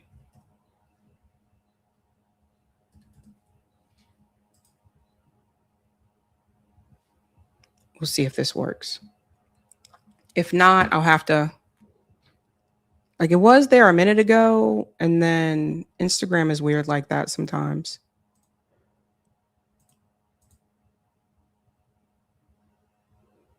Let me go back to where I was. Okay, I'm in. All right. Eric, when we do the clip for this, can we cut this part out? Thanks.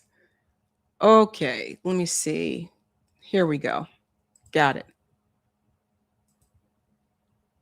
Put the volume up. Okay, here is Afeni's response here. So listen to what Afeni says here. Be prosecuting Hassan Piker, you are a fascist too. If you think that Hassan Piker should be prosecuted by the U.S. government, you are a fascist too. If you think Medea Benjamin should be prosecuted by the U.S. government, you are a fascist too. Because there is no way in fucking hell that the people who have been trying to tell you, the people who have been trying to make this world better, are the same ones that y'all want to target with the might and the power of the U.S. government, the very same U.S. government that has targeted, slaughtered, and killed activists for decades. You hoes are the fucking COINTELPRO. It's y'all. You are the fascist collaborator. Just like the party that you support, you motherfuckers are fascists too. There is a person that is walking around making videos saying that people like myself, Imani, and other folks should also be wrapped up in that prosecution. And guess what? There's a chance that your wish may come fucking true. And because your political analysis lacks depth, you can't even see that the party that you supported, who broke all of their campaign promises, who did absolutely nothing to fix the socioeconomic situation of this country, who did absolutely fucking nothing to actually do anything about police brutality, state violence, who funded and expanded the police state. If that is the fucking party that you support, that is the reason why we don't want to be in a fucking party with you. Because we don't agree. Because we don't agree. I support human rights. I want an end to genocide. I want an end to police brutality. I want a level playing field for all working class people. I want a society that is made in the image of marginalized people. You motherfuckers want soft liberal fascism so you guys can go fucking eat brunch. You don't give a fuck about anything else but yourselves. You think the U.S. government... So let's talk about what Afeni just said here, because it's true. Afeni, activist, organizer, Afeni has done more for the Black community and humanity than any of these trolls online. She's the one that's organizing for housing rights. She's the one feeding and clothing people. These people get online because they're paid to do so. And they're throwing her to the Trump administration. The same administration that they're so like fearful of, and they said that needs to go. Now they're okay with working with the fascism. You see how it works? Because why would all these people that said protect Black people, why are they so quick to throw Black people under the bus to the same administration that they told you was problematic? The other one, this guy right here, they all coming after him. This guy right here, Too Raw, Too Real. His real name is Kenneth Walden. This guy's paid to be a stereotype. And he accepts the money because he's a fucking fool. These people, let me go ahead and put this up here. Look, I don't care where you stand politically, but with this guy who was whining a couple of months ago because he said the Democratic Party wasn't giving him that type of attention anymore, apparently went back to his bullshit to get that type of attention. This is not about whether or not you like Hassan Piker. This is not about whether or not you like Medea Benjamin.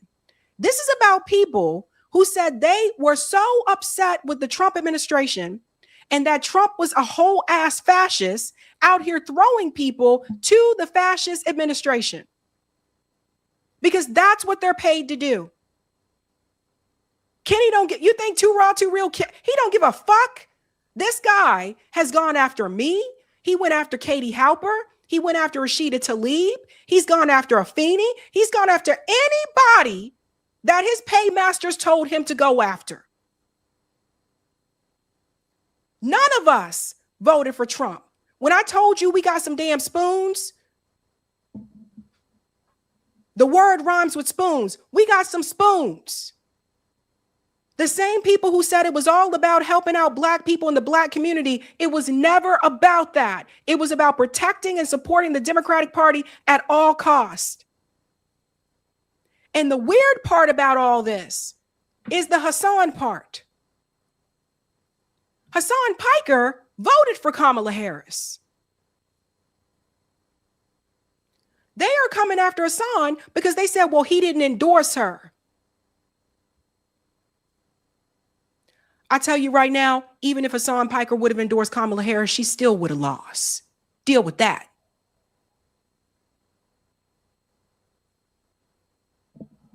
He voted for Kamala Harris. But according to them, that wasn't enough. They're literally out there going after people who supported Kamala Harris.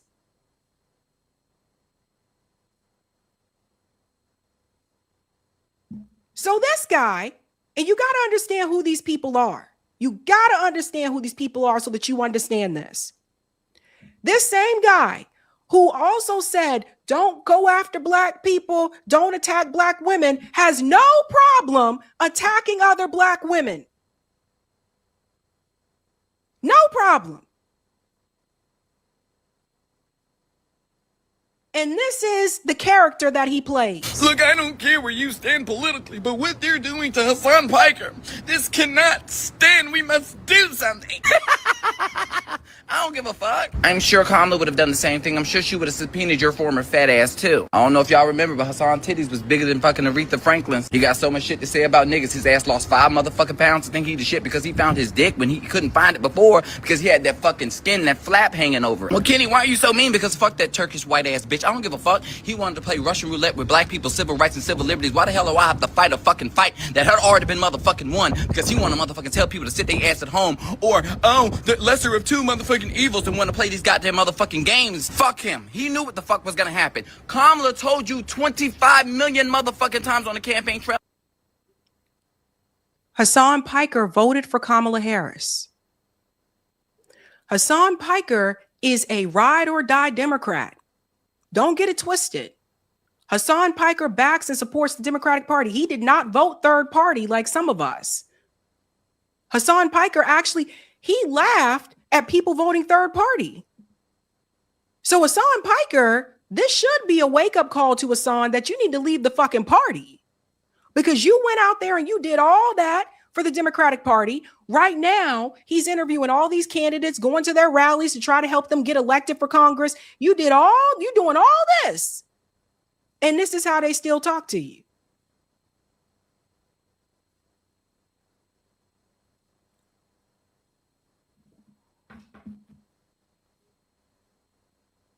This is a game. Anytime I saw people throwing a Feeny under the bus and saying, go get her. So y'all cops now?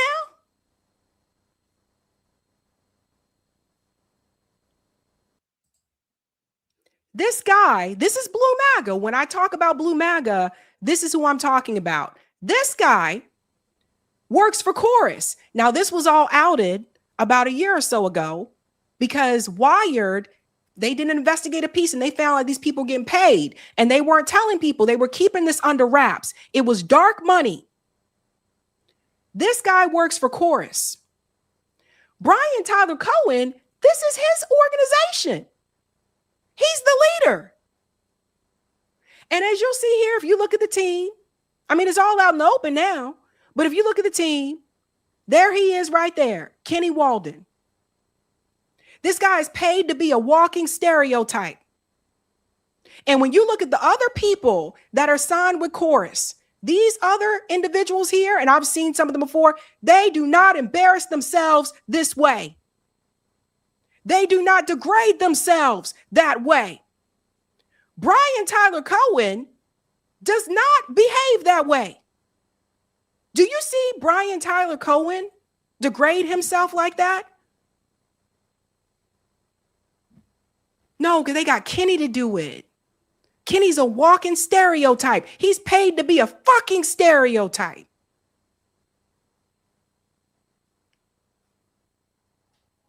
That's his boss.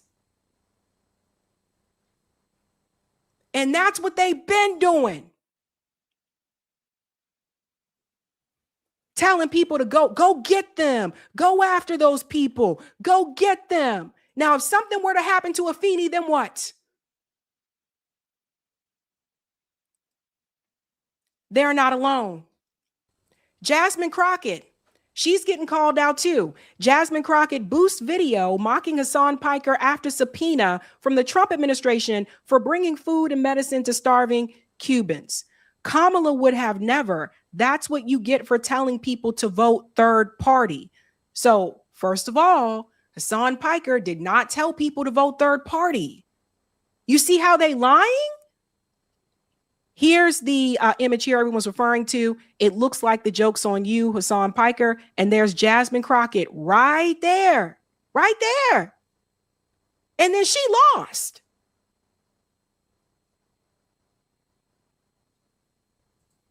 This is the blue MAGA crowd. This is what I was talking about. Have you seen Jasmine Crockett say anything about people going after black activists and telling Donald Trump to arrest them? No, because it wasn't about that. It was about supporting the Democratic Party at all costs and supporting the person they told you to support.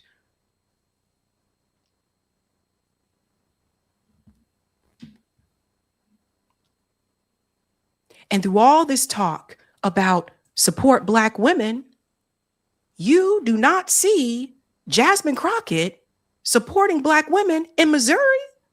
Because you see, this race between Wesley Bell and Cori Bush, guess who she decided to endorse? Here's proof that Crockett is a corporate Dem. Yes, she's not a progressive. She never was. This woman is out here backing Wesley Bell, who's received over $13 million from the pro-Israel lobby. Now, Jasmine Crockett has pushed back and said, no, that wasn't me. I didn't endorse. Listen to what she says. People go out and vote again. Do not get comfortable at all. We are living in unprecedented times, and I can tell you that there is no one better for this moment for Missouri 1 to keep his eye on the prize, which is you, the people, than Wesley Bell. People go out and vote. Then Wesley Bell. You see that? Now, Jasmine, just to show you again now, because people think we be forgetting. Jasmine said there was nobody out there that could do this than Wesley Bell. This is the same person who was saying that you have to support black women. So why isn't she supporting Cori Bush? This is the same person that said people weren't voting for her because she was a black woman. So why isn't Jasmine Crockett supporting Cori Bush? I'll tell you why. Because Jasmine Crockett, just like Wesley Bell, are both pro-Israel. She took a lot of crypto money. She's corporate as hell. They're both in with the establishment. That's why. All that you got to do this or you don't support black women, that was bullshit. It's about supporting the establishment. Now, I've been doing this for quite some time, and I was not born yesterday. And I know these fake creators when I see them. And I'm telling you, especially in the politics game, nobody blows up like that without some type of financial backing or some type of promotion within the Democratic Party. That's how this works. The rest of us had to start from scratch. So no matter what you think about these people, do not allow yourself to stoop so low to the level that you will then go snitch to the Trump administration and say, go arrest these people. Because all that means is that you support the same type of fascism that you complain about. It's ridiculous. Let's go to some of the comments here, ladies and gents. All right. Eric, can we go to the next part for Type VNC? Thank you. All right. Thank you for the super chat. Abdullah, any news on Tom RTM Alexandrovich? I do not have news. I am sorry.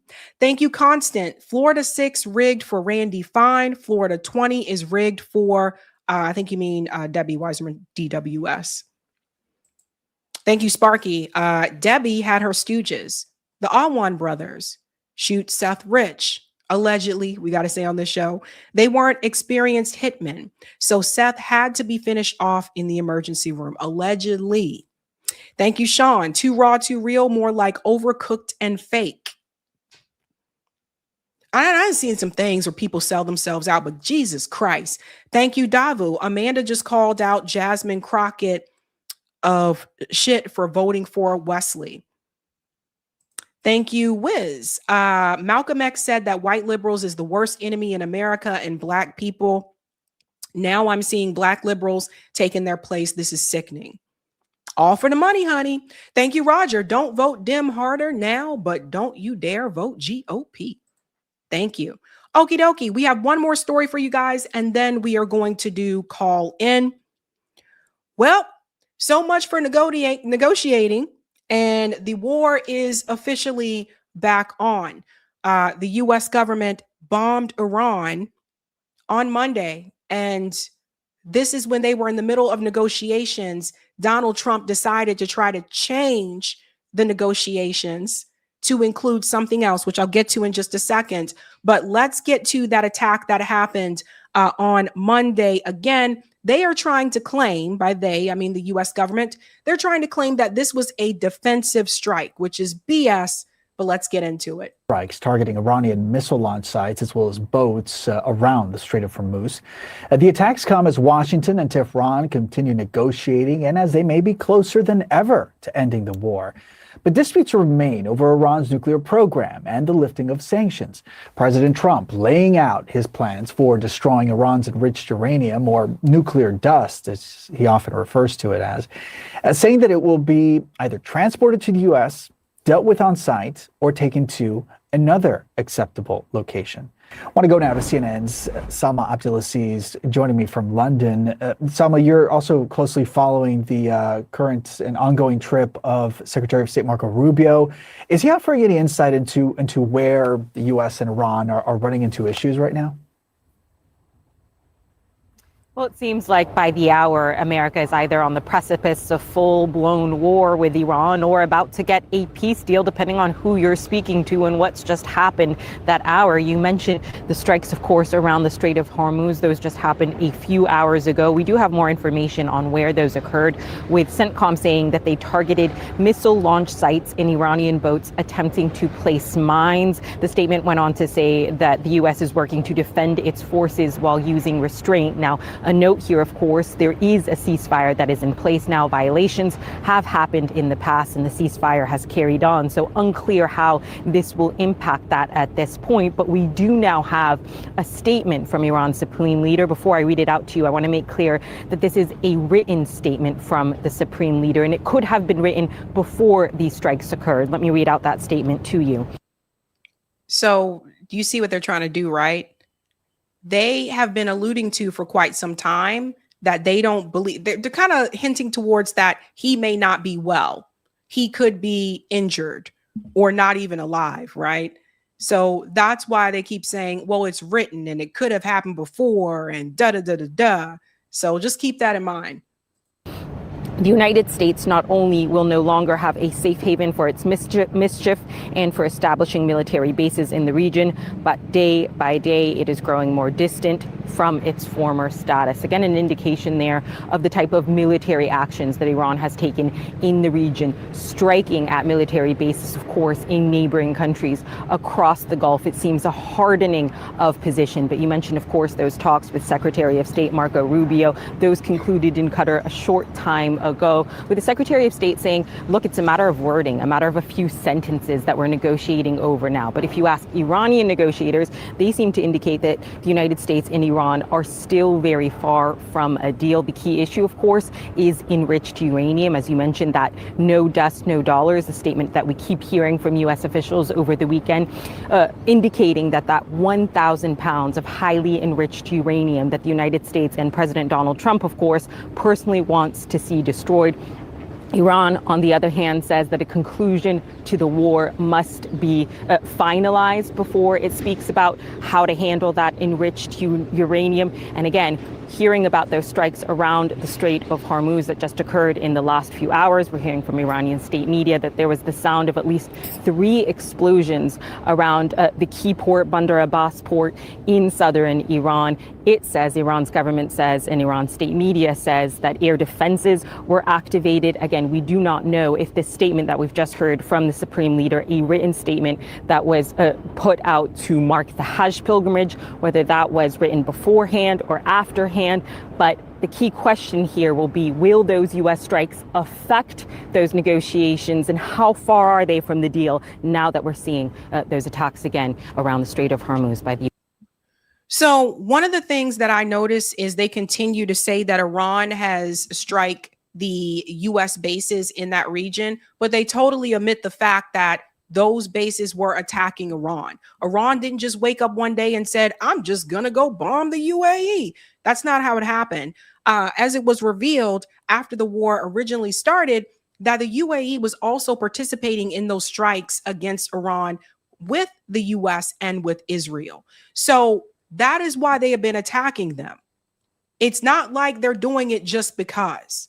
They totally leave out the fact that the U.S. and Israel started this. And now they're trying to get you to believe that they were just defending themselves. Defending yourself from what? You shouldn't have been there in the first place. You have been warned multiple times by Iran. So in the middle of negotiations, once again, they decide to bomb Iran. And this has been an ongoing thing. And that's why Iran does not trust the U.S. government. That's why they don't trust them. So let's go ahead and bring this part in here. Iran shot down one or more Mk9 drones. Here's what happened in chronological order. Yesterday, the U.S. entered the Strait of Hormuz to attack the IRGC speedboats and fisher boats. Iran's air defenses countered the threat and shot them down.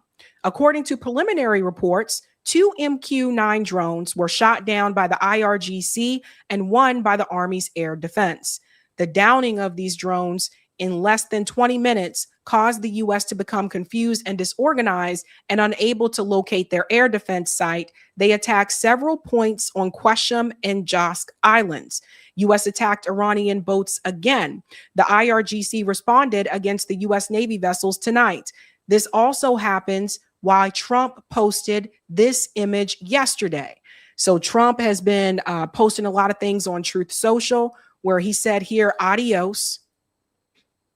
Right. They're not serious about negotiations, never have been. And then we have to get to what happened with the Abraham Accords. So Donald Trump decided that now, in order to have a deal with Iran, this is in the middle of negotiations, that now to have a deal with Iran, that the other Arab countries have to now commit to the Abraham Accords, and they have to acknowledge Israel. Now, that includes Saudi Arabia, and Saudi Arabia is pushing back on this. And I want to get into this here from Dropside News. You can see this here. Trump demands that Saudi Arabia, Qatar, Turkey, Egypt, Jordan, Pakistan all sign the Abraham Accords as a condition of the Iran deal. So do you see how they keep moving the goalpost? So now Pakistan has to sign the Abraham Accords. Saudi Arabia has to sign the Abraham Accords. And the Abraham Accords does not benefit the Palestinian people. The Abraham Accords does not include a Palestinian state. So where does that leave the Palestinian people? There was never any intention of this. When Donald Trump announced that they were getting closer towards reaching a deal, Benjamin Netanyahu decided to start carpet bombing Lebanon heavily. Israel will not allow any type of deal to happen with Iran.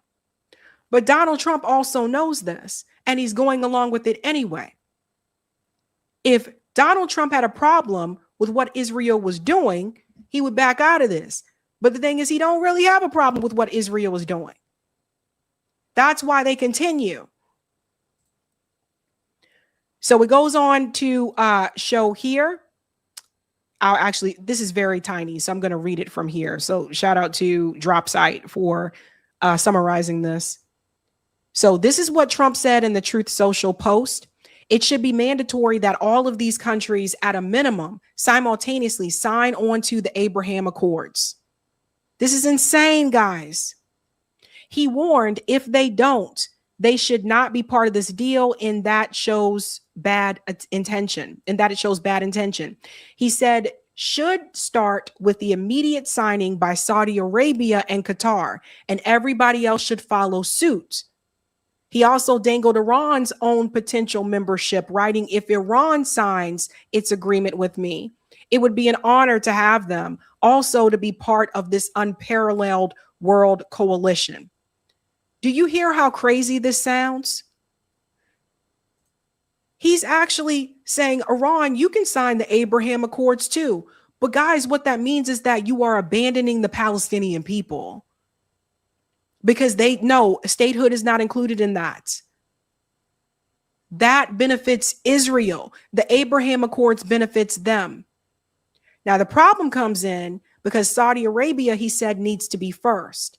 Saudi Arabia did push back. And let's go ahead and get into this part here. The big question we're asking on Point Counterpoint today, will Iran join the Abraham Accords? Well, Donald Trump certainly thinks it is possible as he pushes for a new order in West Asia. As per an Axios report, Trump reportedly left Arab leaders stunned by his suggestion to join the Abraham Accords once the Iran war ends. And then he even suggested that Iran may also join the Accords. While Iran is yet to respond to this, let's look at what the Abraham Accords stand for and why the Gulf would be shocked at this proposal. Well, Trump recently held a conference call to discuss a possible US-Iran peace agreement. On this call, there were leaders from Saudi Arabia, UAE, Qatar, Pakistan, Turkey, Egypt, Jordan, and Bahrain. Trump reportedly said that he wants the Arab nations to sign peace agreements with Israel once the war is over. And just a day after this, Trump posted on social media, and I quote here, I would like to thank, thus far, all of the countries of the Middle East for their support and cooperation, which will be further enhanced and strengthened by their joining the nations of the historic Abraham Accords. And who knows, perhaps the Islamic Republic of Iran would like to join as well. That's a quote unquote.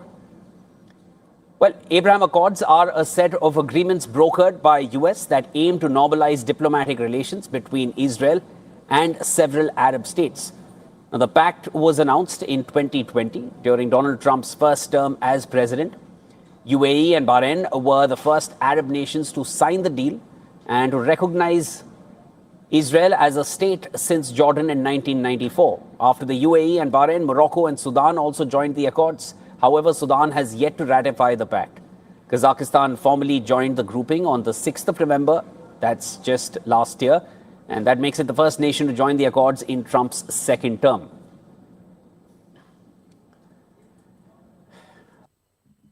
Yeah, he's sighing there because it's just absolutely ridiculous at this point in time. Guys, this is, from what I see, this is a closer step towards that third temple.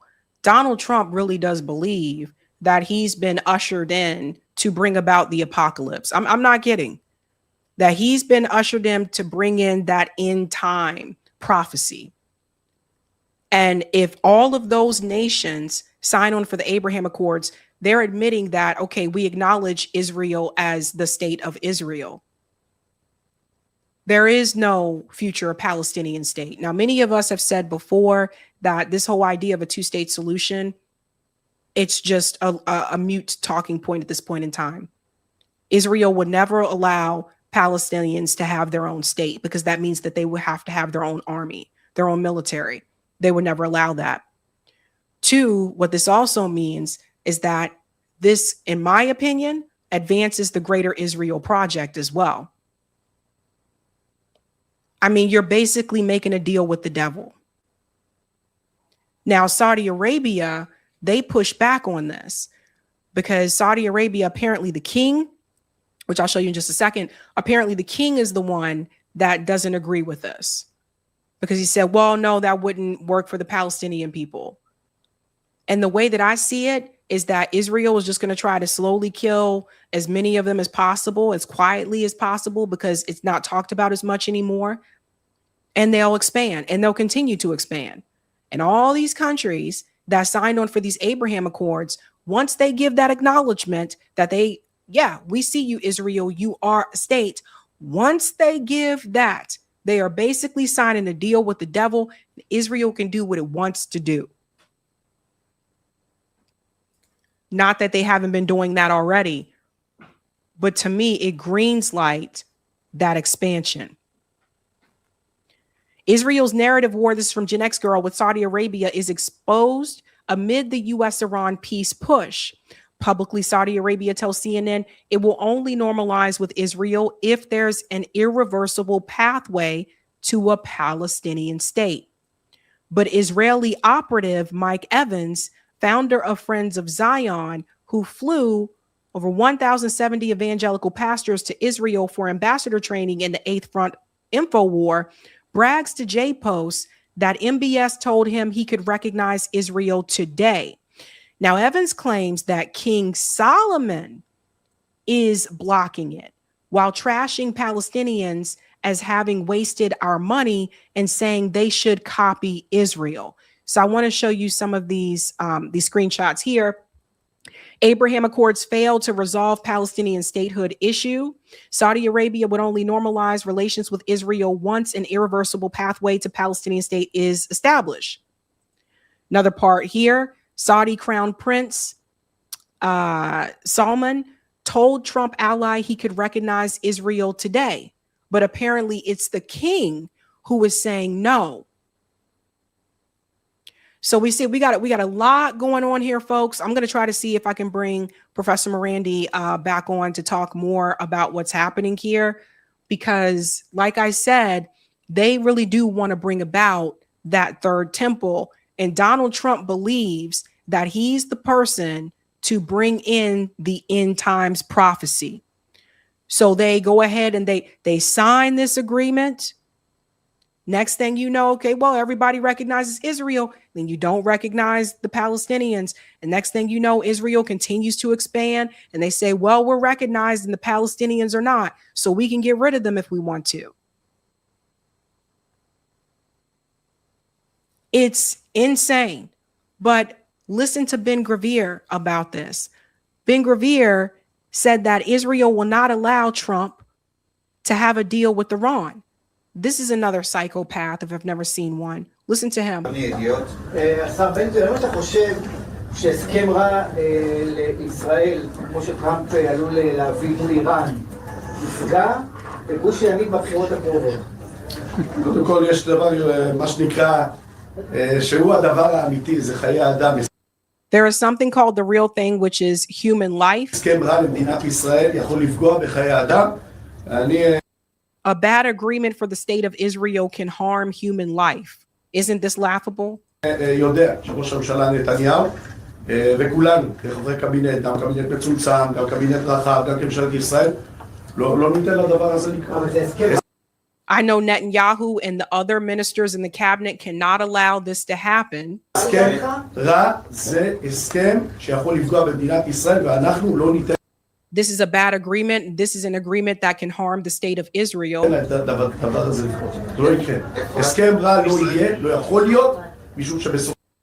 A bad agreement will not happen. It cannot happen because it cannot happen because in the end, the agreement is bad. It has nothing to do with the elections, blah, blah, blah. So that's why every time there's an announcement, oh, we're getting closer towards an agreement, that's why Israel does another attack.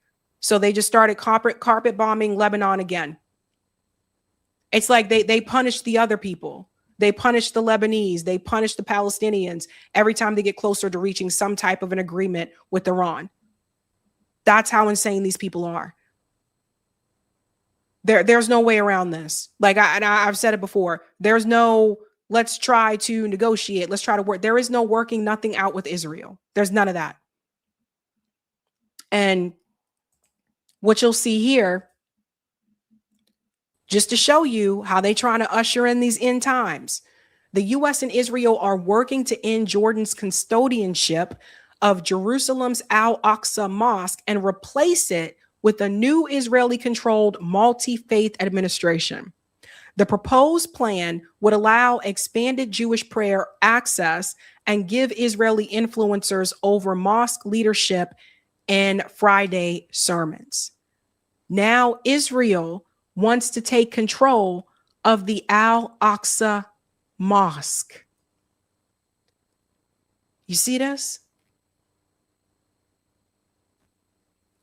That's why I say they're trying to get closer towards the end times. So they take over that mosque. Yep, Measured Man is right. The one world religion. There you go. There you go. And anyone, if you're familiar with biblical texts, you know about this.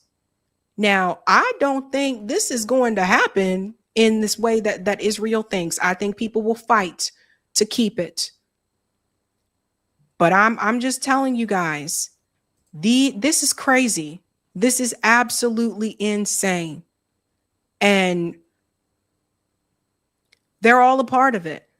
The best thing that those countries could do right now, like Turkey, Qatar, Saudi Arabia, all of them, is to not sign that agreement. Because once they say we acknowledge the state of Israel, that's a wrap. That's it. So the U.S. is bombing Iran again. I know, what else is new? And what's interesting is that if and when Iran retaliates, of course, the media is going to make them seem like they're the bad ones. I don't see the U.S. getting out of this without waving the white flag. I just don't. I wouldn't be surprised if Donald Trump tries to prolong this throughout his presidency. But I don't see the U.S. just being able to get out of this. Meanwhile, other people are suffering because of it. And that's some narcissistic, psychopathic behavior. I don't really think we've seen Iran take off the gloves just yet. I think there's more that Iran can do that they have not done yet. I mean, people don't use their best right off the bat. People don't use their best weapons right off the bat. So keep that in mind. All right, ladies and gentlemen, quick announcement, and then we will do the call-in portion of the show. Just a reminder, I do have my mutual aid workshop this Saturday. It's virtual. It's on Zoom, May 30th, 11 a.m. I will send the Zoom link via my Substack on Wednesday, and then I'll send it again Friday morning, just in case you missed that one. So if you want to attend, it's virtual. If you want to attend, you have to make sure you're signed up for my Substack, because that's where I'm going to send the link. I don't send links on Facebook. I'm not going to email you. I'm not going to put it on Twitter. I don't do that. It goes via my Substack, and that's it. So if you receive some other link from somebody that says they're me, they're not me. They are not me. So hope to see you guys then. And all I got to say, guys, is it's not even 2028 yet, and people are already starting to lose their shit. So hang in there, guys. We are going to do call in. Eric's going to come in and chat with you for a bit. I'm going to take a quick break and I'll be back. Right. All right. Well, let Sabby take her break. Yeah, we have tonight's theme there. The gloves are off, and there is a bit of a, it is a dangerous game that Trump and Bibi and the Zionists, and I would also bring in the billionaires are playing, in that if Iran gets pushed far enough, they could start just hitting everything that they want to in the Straits of Hormuz, and really start hitting stuff there. You could see Trump then respond with something nuclear into Iran, and you could see Russia respond to that, and it's potentially a dangerous situation. As far as why all this is happening, I think it's really important to connect the dots to the money always, and the billionaires. All of this war, and even the war tensions, for a certain set of billionaires and mega corporations, it's all very profitable. because it all leads to more weapons sales, more weapons being bought up. Every time that Iron Dome fires off a volley of missiles trying to hit some $100 drone, there's a few million bucks for whoever's building the Iron Dome. And that's some contractor in Northern Virginia owned by some billionaire who's making bank off of it. So I think it's really important to connect those dots, like an MCDS type connection, and because it's the billionaires calling the shots. It's the billionaires who pull the strings and who are running our government. It's that kind of corruption, and if we don't recognize it, we can't fix it. Now, speaking of fixing it and talking about all this stuff, let me find my correct link here. We've got, I want to give you all a heads up that if you want to hear more about 11 Demands and you like Nico House, Corey and I are going to be, here it is. We're going to be on with Nico House tomorrow, Wednesday at noontime Eastern, and that'll be Corey and I talking 11 Demands and whatever else the political situation out there. We're excited to have this conversation with Nico. This is going to be on his YouTube channel.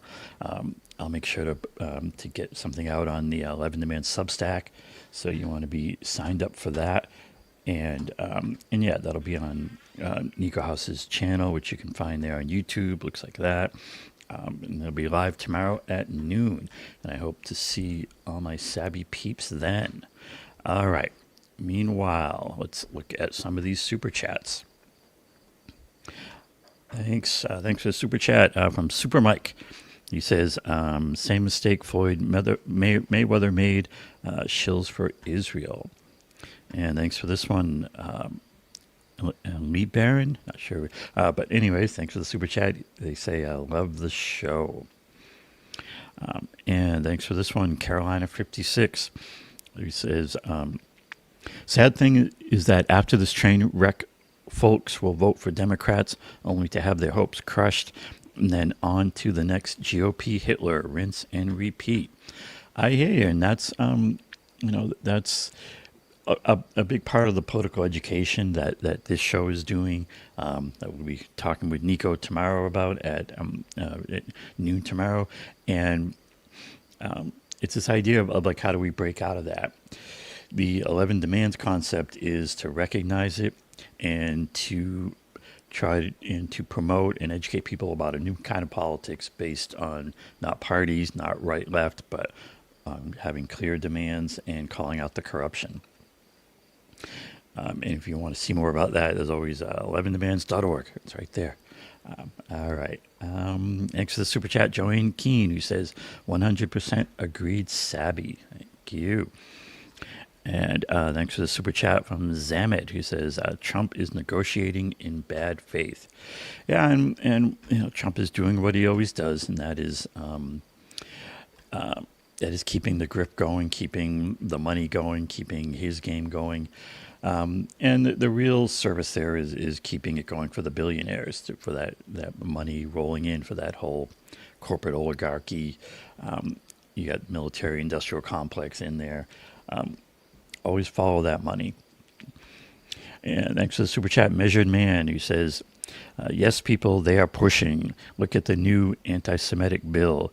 It has Noahide laws baked in. Off with your head. All right. And thanks also for this one, Zamet, who says 39 days to July 4th. It will be a hell of a celebration, he's asking. So we'll see. And thanks, Anthony Zankas, friend of the show, who says, Eric is the quiet, steady voice behind the scenes that helps Sabby's show happen. Thank you. Well, thank you very much, Anthony. That's very kind of you to say, and I do appreciate it. I also want to look at, let me find the right one here. No, I got to get into this one. There was also... also be sure to sign up to the 11 Demands Substack, and I'm looking for, here it is. And 11 demands on Twitter. Here we go. Yeah, if you're on the old Twitter Xbox, do give the old 11 demands a follow.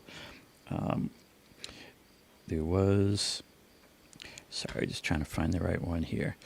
There was a tweet that came out today that I did a little response to, and I'm trying to remember it. Wait, SS notes. Sorry.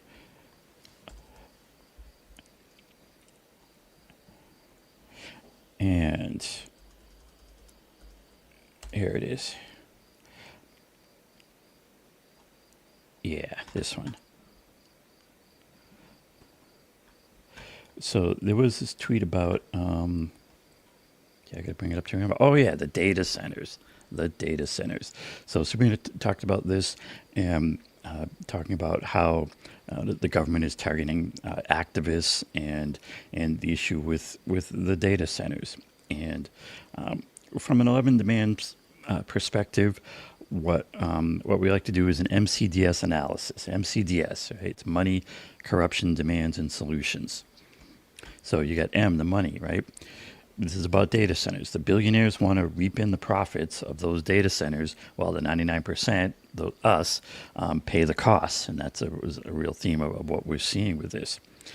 You got the C, those billionaires, they corrupt our government and make the government work for them. The D, the demands, right? We need to be clear about demanding a government that serves the 99%, not that top 0.1%, not that billionaire class. And coming out of those demands, we get the S, the solutions. We need a mass movement based on those clear demands and very focused on that corruption. With something like data centers, like you're not going to be able to ban data centers. I mean, the reason you can watch this right now is because of data centers. It does go through data centers. They are just a part of our technological infrastructure. The trick is who pays for them, who benefits by them, and how do they happen? Are they regulated properly? And the road to that is to have a not totally corrupted government. But our government right now is incapable of that kind of regulation. So it's all of a piece. It's all about 11 demands and MCDS and recognizing how things really operate and what we can do to fix it. So Right. yeah, we're going to be on with Nico tomorrow. Yeah, look forward to that. Definitely. All right, guys, let's get going. We're going to jump into call in.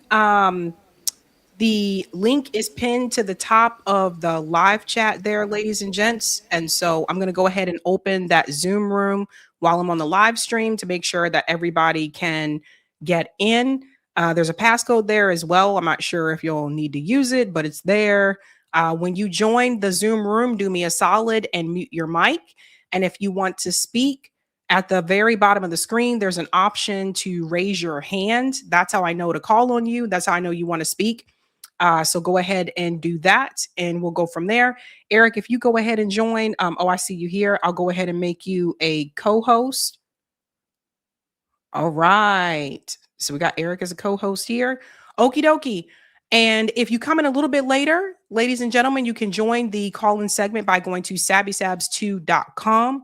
And I just ask everybody just kind of keep your responses again relatively short so we can make sure we get to everyone and I can get some sleep. I can get some sleep. All right, ladies and gentlemen, that is it for me tonight. I will be back live on Thursday. Look forward to, I should possibly have an interview with Professor Morandi coming up soon about those developments in Iran. So stay tuned for that. Other than that, guys, you know how we do this. Have a good night and keep up the fight.